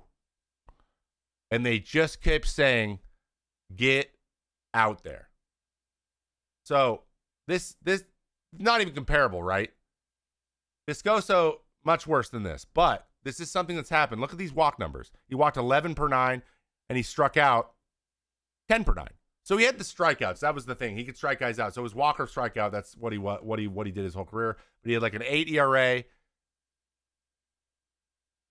I had less walks than this in my major league career.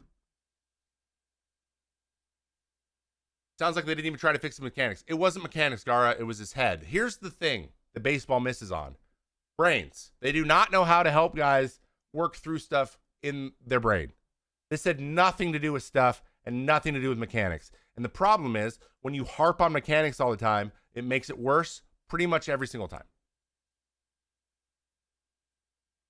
And if you just keep sending someone out, that's on you at that point. Why don't you play anymore? I don't want to. I just don't want to. I believe they tried to make him a position player for a bit at some point. Didn't work out either. Maybe just needed to see his parents, possibly. I doubt that. I doubt it's that simple. It never really is. But the yips are a real thing, and what it comes down to is, what the yips usually come down to is, we talked about the three-step baseball a couple weeks ago, where like, you make a decision, you focus on what you're going to do, and you execute, and that's what you throw. You throw a pitch. What's happening is, there is at some point, a step is being either skipped, or there is a disconnect when you're transitioning. Meaning, you make your decision, and then you just don't focus, and you just throw. Or, you make a decision, and then you lock up. You get to a part where you're like, okay, I want to throw this thing, and then you lock up because you're not confident. And that lack of confidence, you don't believe you can do the thing that you're trying to do. And as soon as that happens, yips. And getting out of that, sometimes getting positive feedback is the way you get out of that. And you get in this loop that if you're surrounded by people who are like, man, just do it. Just do it. Because that is so baseball. There's so many pitching coaches out there who go, just throw the ball over the plate, man. Throw the ball over the plate. All you got to do is throw the ball over the plate. That's called bad coaching. And unfortunately, it's pretty prevalent everywhere, including Major League Baseball.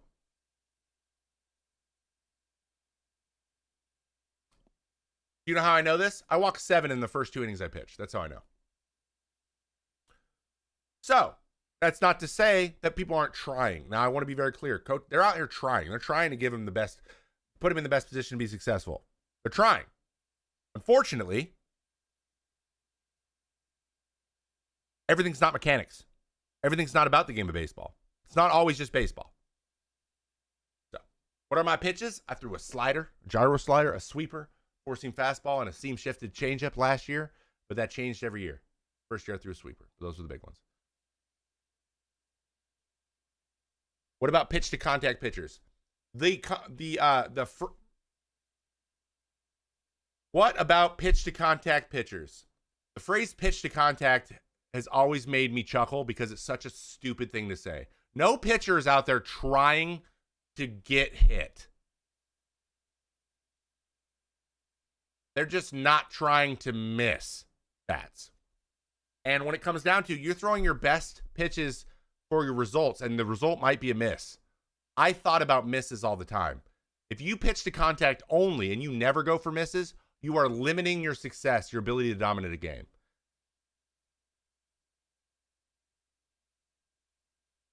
Again, saying things like pitch to contact, I understand what people mean, but if you say shit like that, it's literally the most dominant pitchers get swings and misses. So what you're doing is you're saying, I am not good enough to get anyone to swing and miss. If you say those terms, it's an admittance that you're not as good as hitters.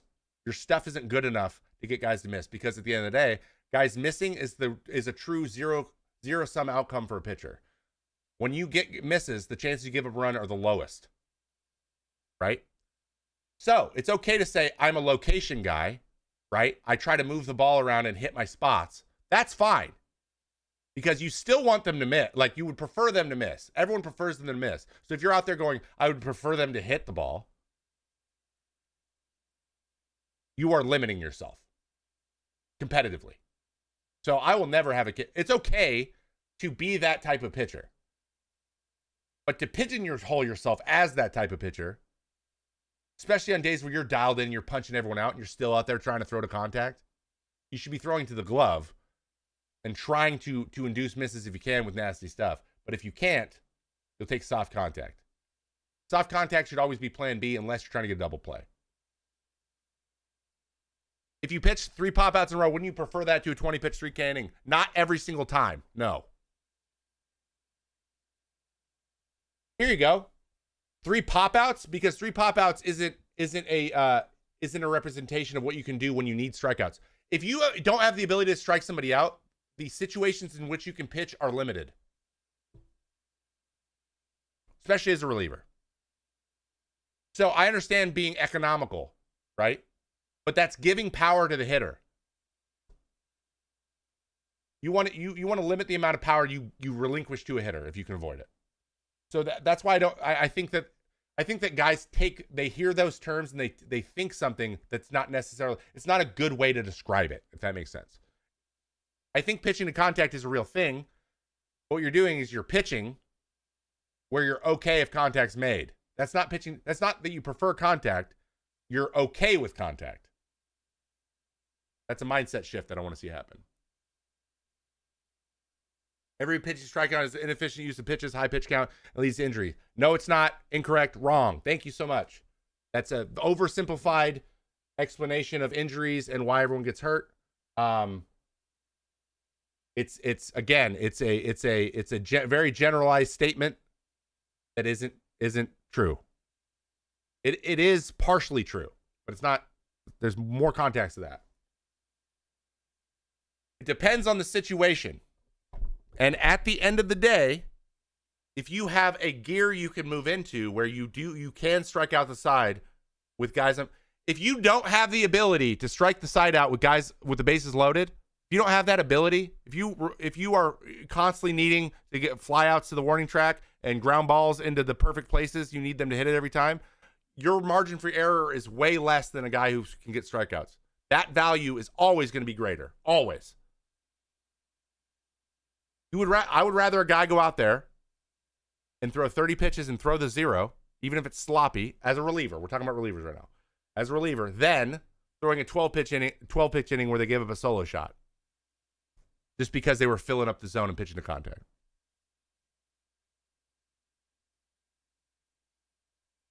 But guys like I said, guys like Jordan Lyles, guys like Bryce Elder are important for eating innings and stuff. But when it comes down to it, that guy's not going to be a playoff pitcher. Cal Gibson. Gibby's one of my favorite teammates of all time. Cal Gibson. But Gibby had great years all the time, but he was never a starter in the playoffs because of the way that he pitches. And that's just the way it is. And you want strikeouts as a starter too.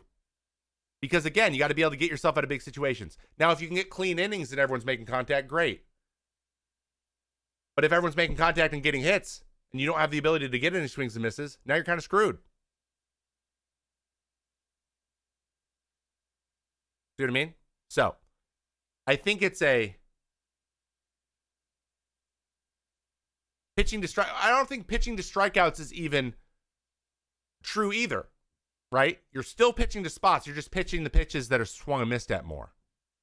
So both guys are throwing they're picking targets, and they're trying to hit targets and trying to make the decision like, this could get missed, but if it isn't, it'll be hit softly, or this will most likely be missed. Every single pitch and every single decision, don't limit yourself to only this is going to be hit.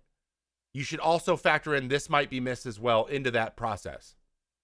And when guys say, I pitch to contact, they say, I don't get swings and misses. And you remove one of the options from your decision-making process.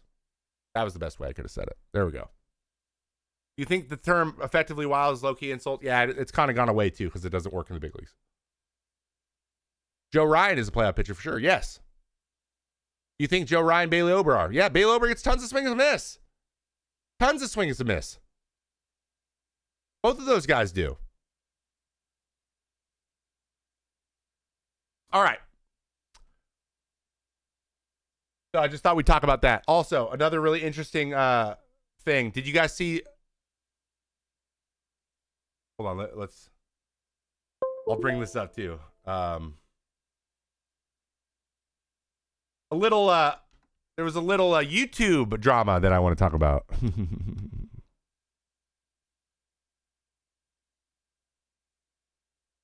Actually.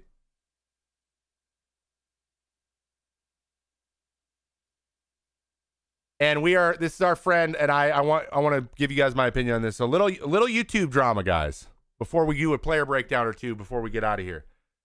Our boy Fuzzy YouTube has something for you guys to see. I thought I've actually seen a lot of this.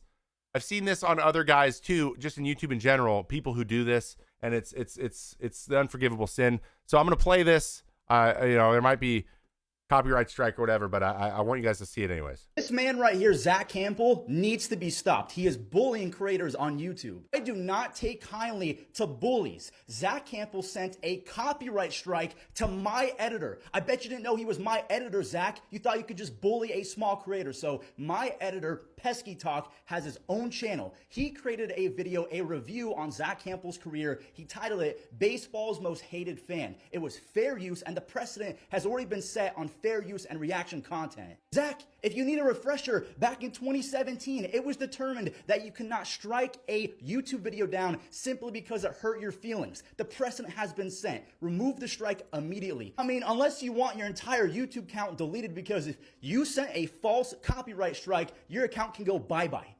Bye-bye, forever. Absolutely unbelievable. This is a sin. This is a YouTube sin. You don't send copyright strikes to other creators. But Zach didn't know that Pesky Talk has me defending him. Shame on you, Zach. You're a bully. This is so bad. First of all, didn't use any crass language. Kind of just laid it out, and he's just frustrated. That was actually maybe one of them. Like, it wasn't petty. He just said it. What's happening? So what happened is he put a copyright strike out on his editor, who is a smaller creator, for writing for making a video where he was critical of Zack Hample. A lot of people are. Zach doesn't seem to like that very much. Surprise. And Fuzzy's like, you know what? You don't get it, because what strike? You only get 3 and then your channel's gone. Those things are like, you do not want to get a strike. You can get claimed. It's okay. Like if Hample goes, hey, claimed it and took like some of the revenue for that part of things, you know what? That's annoying, but it's part of it's your right to do. And that could be handled, right? So you put out a claim so you get some of the monetization. If it's about the monetization, that's what you do. But if you want him to take it down, it's because you feel like you're being defamed. It's just YouTube, bro. So, I don't know. He's been posting a lot of thirst trap videos of him playing catch with no shirt on, which is weird, in my opinion. I also didn't know he's 46 years old. And I'm not, like, I don't love the type of content. At first, I think at first it was okay to do it this long and collect this many balls. Now I think that maybe now we're getting to the point where, like, you don't need, like, it's no longer about like trying to achieve a goal or get a ball from every, you know what I mean? Like, you have everything you could, like, it's kind of, what else do you need? Now you're just taking balls from kids at this point. Just let them have it. Like, do commentary, do something else a little bit more. I don't know. And it just, that's the main premise. It's not my favorite thing, but it's also kind of his right to do. So I'm not going to like criticize him there. But the copyright strike thing, that just shows. Can't do that, man. Can't do it. I've only been like full-time YouTube for 6, 7, 8 months now. And that makes me mad. Because here's the deal. At some point, I'm going to make a video with some choice words for someone, somewhere. Possibly another YouTuber. Possibly Zack Hample. And they might do a video on me.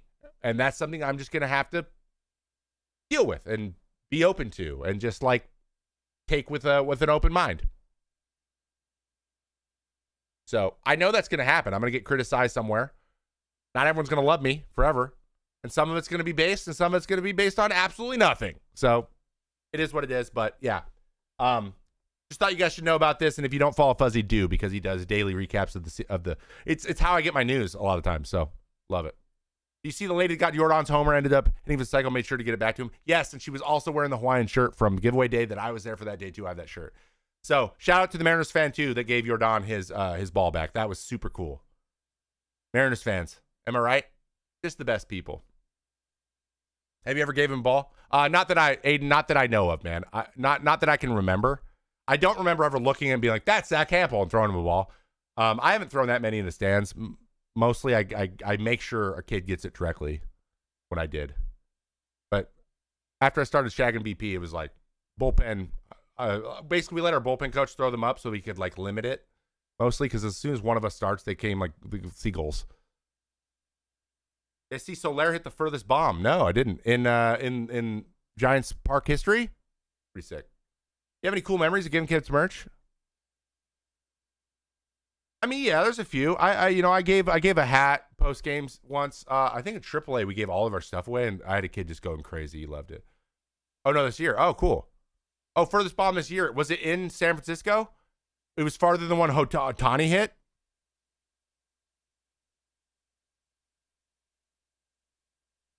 But yeah, I've given some guys some stuff. I've seen some kids just eyes light up, man. I gave my cleats once to a kid and he just like lost his mind. He didn't even like me. He was just like, he wanted a player. It was in Coors, 478. Dang, fam. That's nuts. That's nuts. All right, should we break down some guys? Who do we want to break down? Guys, who do you want to break down of? Hit me with it. Who should we break down?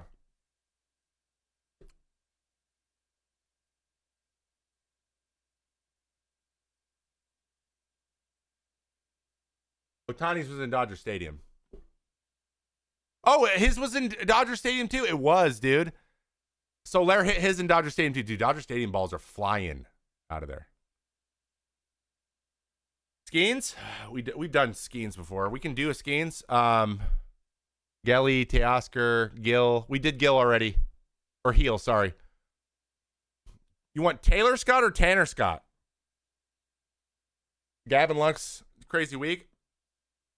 Doyle, River Ryan. River Ryan, we're not going to have a ton of stats on. Tyler Locklear.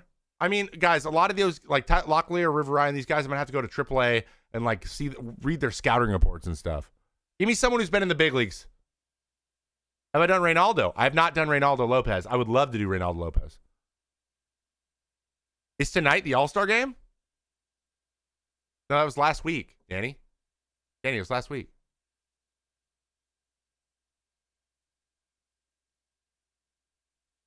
Okay, we'll do Reynaldo Lopez.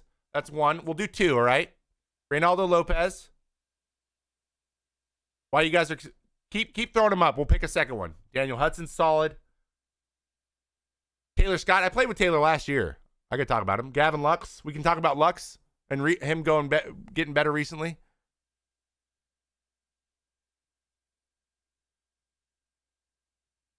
You want Lawrence Butler?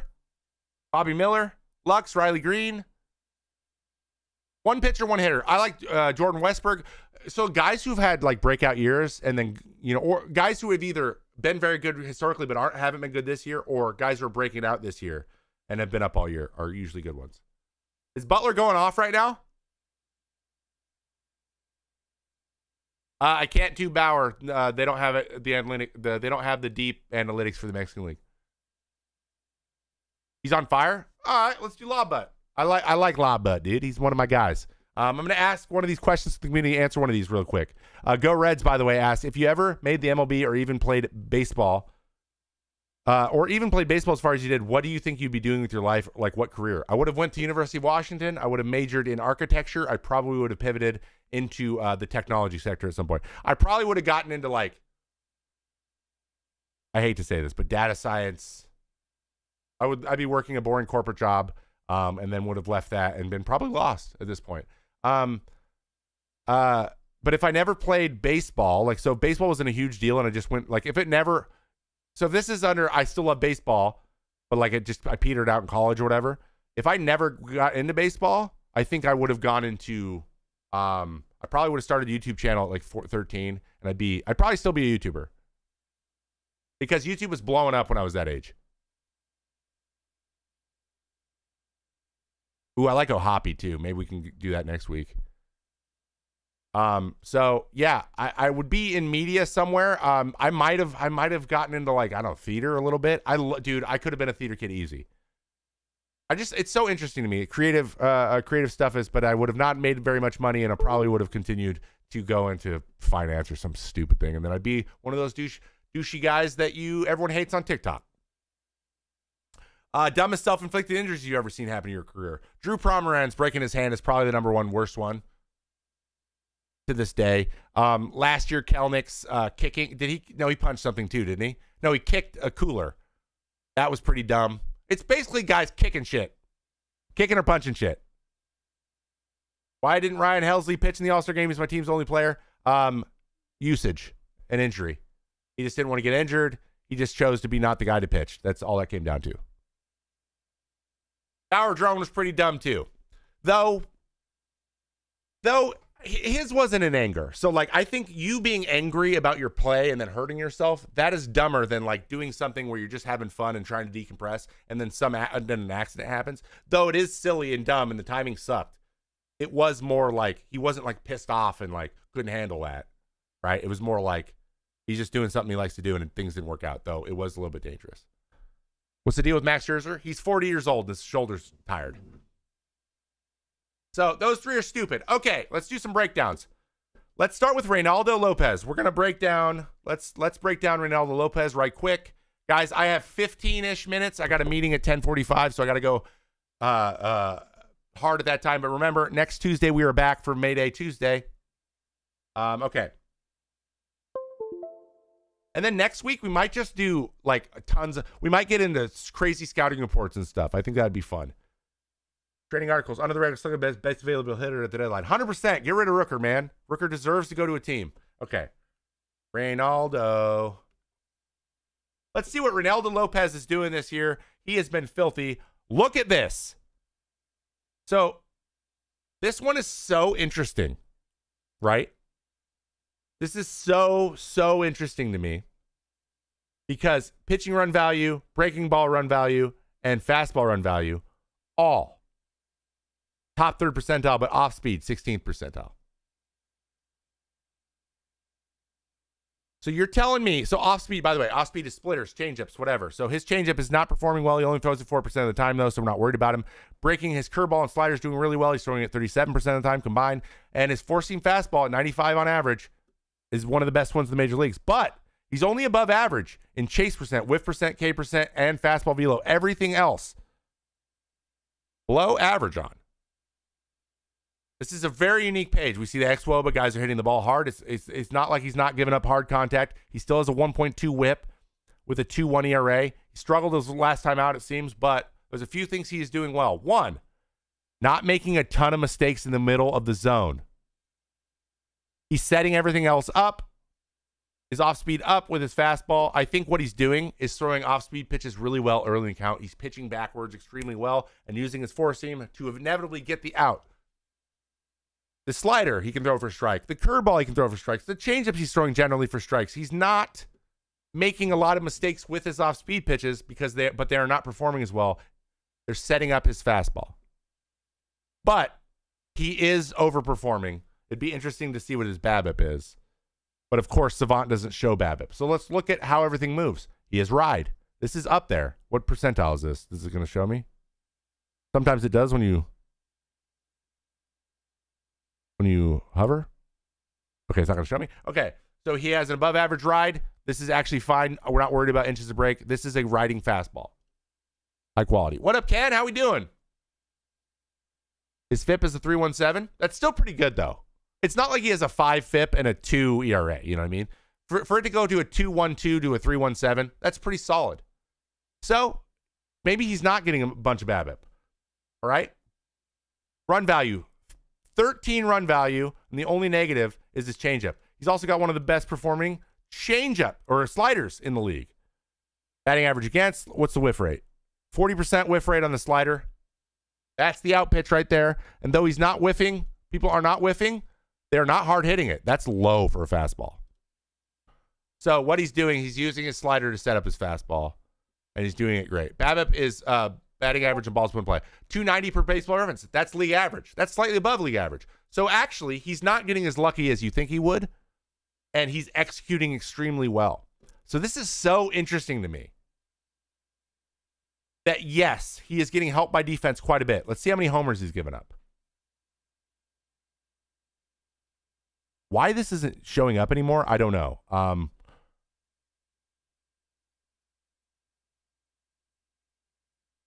many homers is he allowed?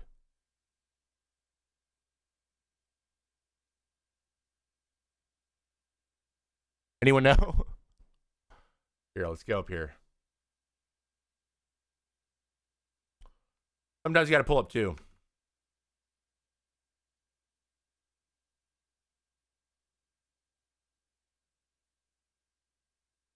So, yeah, his ERA is probably a little bit low. But he's been a very quality pitcher all year. I mean, it makes sense. So he's given up He's limiting homers big time. 7 home runs is so low in 110 innings, or 101 innings. 7 homers is a great rate of homers. 0.6 home runs per 9. That is what he's doing. And that's where the regression comes from, guys. He's a four-seam slider guy. They tend to give up more home runs, and he hasn't. And he's done that with the curveball usage and the location of his off-speed pitches. He's pitching backwards. Guys are missing his four-seam. They're not squaring it up as much, and they're popping it up more. Can I dunk? Yes, I can. Actually, I don't know right now, but yes. And he leads the league in squinty grins. He's got great teeth, dude. So, will he continue to have a 2-1? That might balloon a little bit, but I think he's going to keep it under 3. I think he's going to finish this year really strong, though he's not going as deep into games as I thought he was. He's only like 5 2/3 on average, or 5 1/3, which is solid, but it's not great. But yeah, by far the best year of his career. The whip's a little high. He's got 36 walks. Yeah, 36 walks in 100 innings is a little bit on the high side. I mean, 3.2, but not crazy. And 85 hits in 101 innings. This is great. This is a great year. And the home run limiting has been the number one thing. Him limiting home runs has been the name of the game for Ronaldo Lopez. All right, next up, who else were we going to do? Who was the hitter? Lawrence Butler, right? Have we done Chris Sale? We have not done Chris Sale. We can do Chris Sale.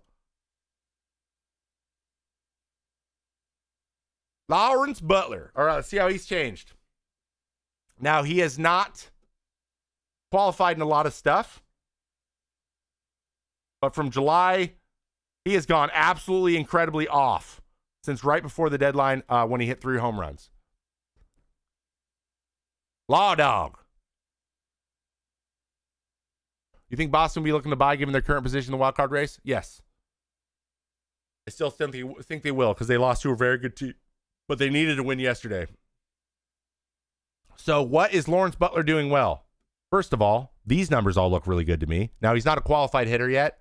He needs to get enough ABs to qualify, but he's at 9 home runs now. Now he's up to 142. This guy was hitting 160 recently. Is he a rookie? Yes, he still has rookie status. This one's interesting for you. Here we go. We'll go to MLB. Lawrence Butler. Let's look at his last 7 games. Last 7 games. He's got 13 hits. He's hitting .520 with a 110 slugging. He's hit 4 homers, 3 of which were in the same. So this is over his last 7. This is over his last 15. He's got 20 hits his last 15 games, hitting .385. In his last 30, his last month, he's hitting .298 with 7 homers. That's right, raking, baby. He's annihilating baseballs. He's completely turned things around, and he is raking for the Oakland A's, man. And he's hitting the ball hard. We talk about this, right? A lot. Why do we care about barrels and launch rate and stuff? He's always hit the ball hard, but he's stopped. He's whiffing still pretty high percent of the time, but he's walking a good amount of the time. And he's a pretty solid outfielder. Not the best, but above average, which is good. So, Lawrence Butler, after struggling, swinging and missing a lot, he's hitting the ball hard. Let's see what the exit velos are. He's hammering fastballs. Hammering them. 9-run value. That's crazy. And he's hammering the changeup. So he's hitting the straight stuff really well, which is kind of what righties have to do to lefties. He's actually punishing cutters, which is another thing that righties use a lot to lefties. So basically, the way that righties are trained to face lefties right now, he is crushing, and curveballs too. So he's crushing every pitch. He's crushing all of the pitches that righties have preferred to throw lefties and set them up with. And most pitchers are righties. Love to see it. Expected home runs, less than normal. It's okay. He's got 3 doubters. That's okay. So hit the ball hard and don't strike out as much. Strikeout. What was the strikeouts at? Oop, where is he? What are the Ks at for the last 15 games?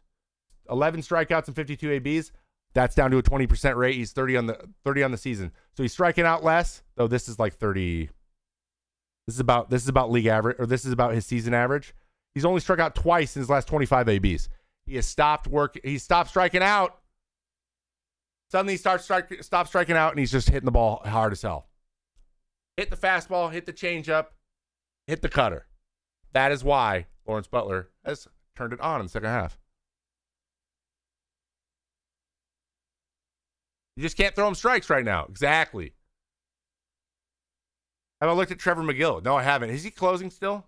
Should we quickly do, we have 6 minutes. Let's quickly do Sale, and then we will save Juan Yepes and the others for next week, all right? Sale. What is Chris Sale doing so well? Evidently, every single thing. Whoa.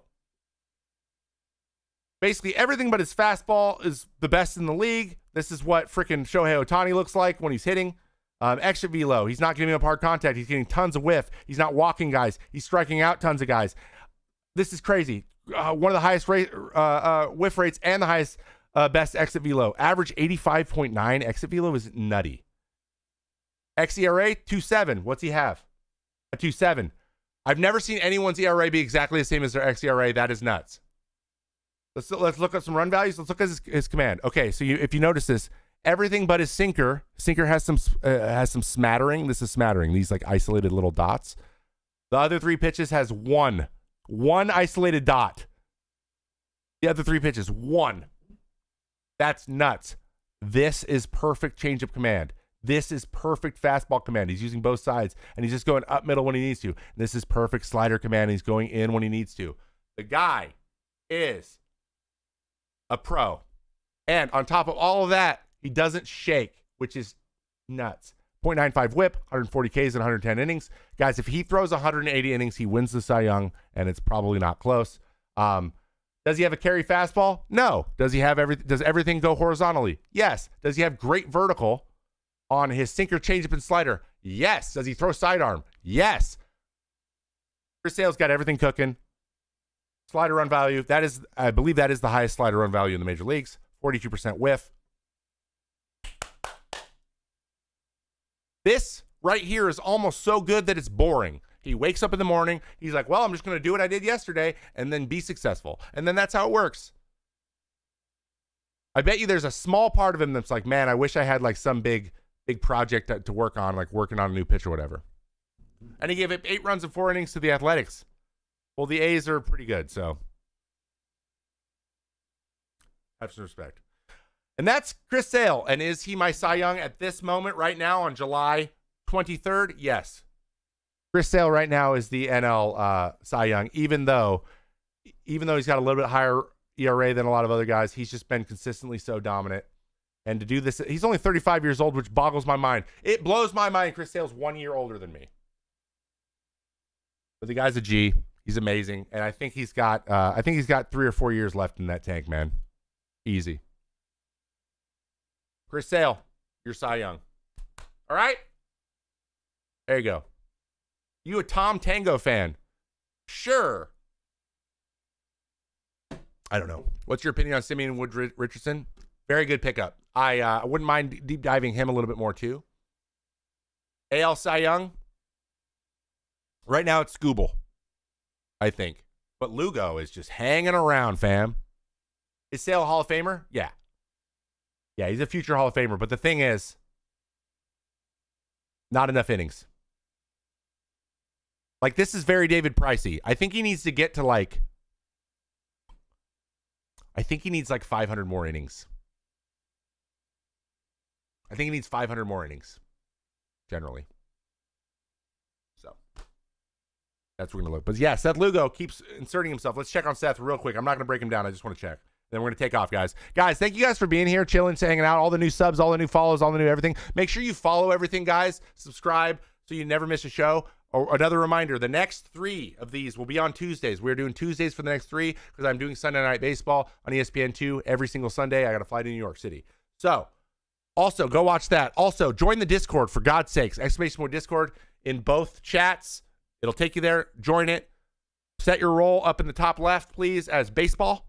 And so you can see all of our stuff there. You can ask questions. You put in your nastiest pitches. I know last week we did a lot of nastiest pitches, so we didn't do them this week. We'll do them again next week.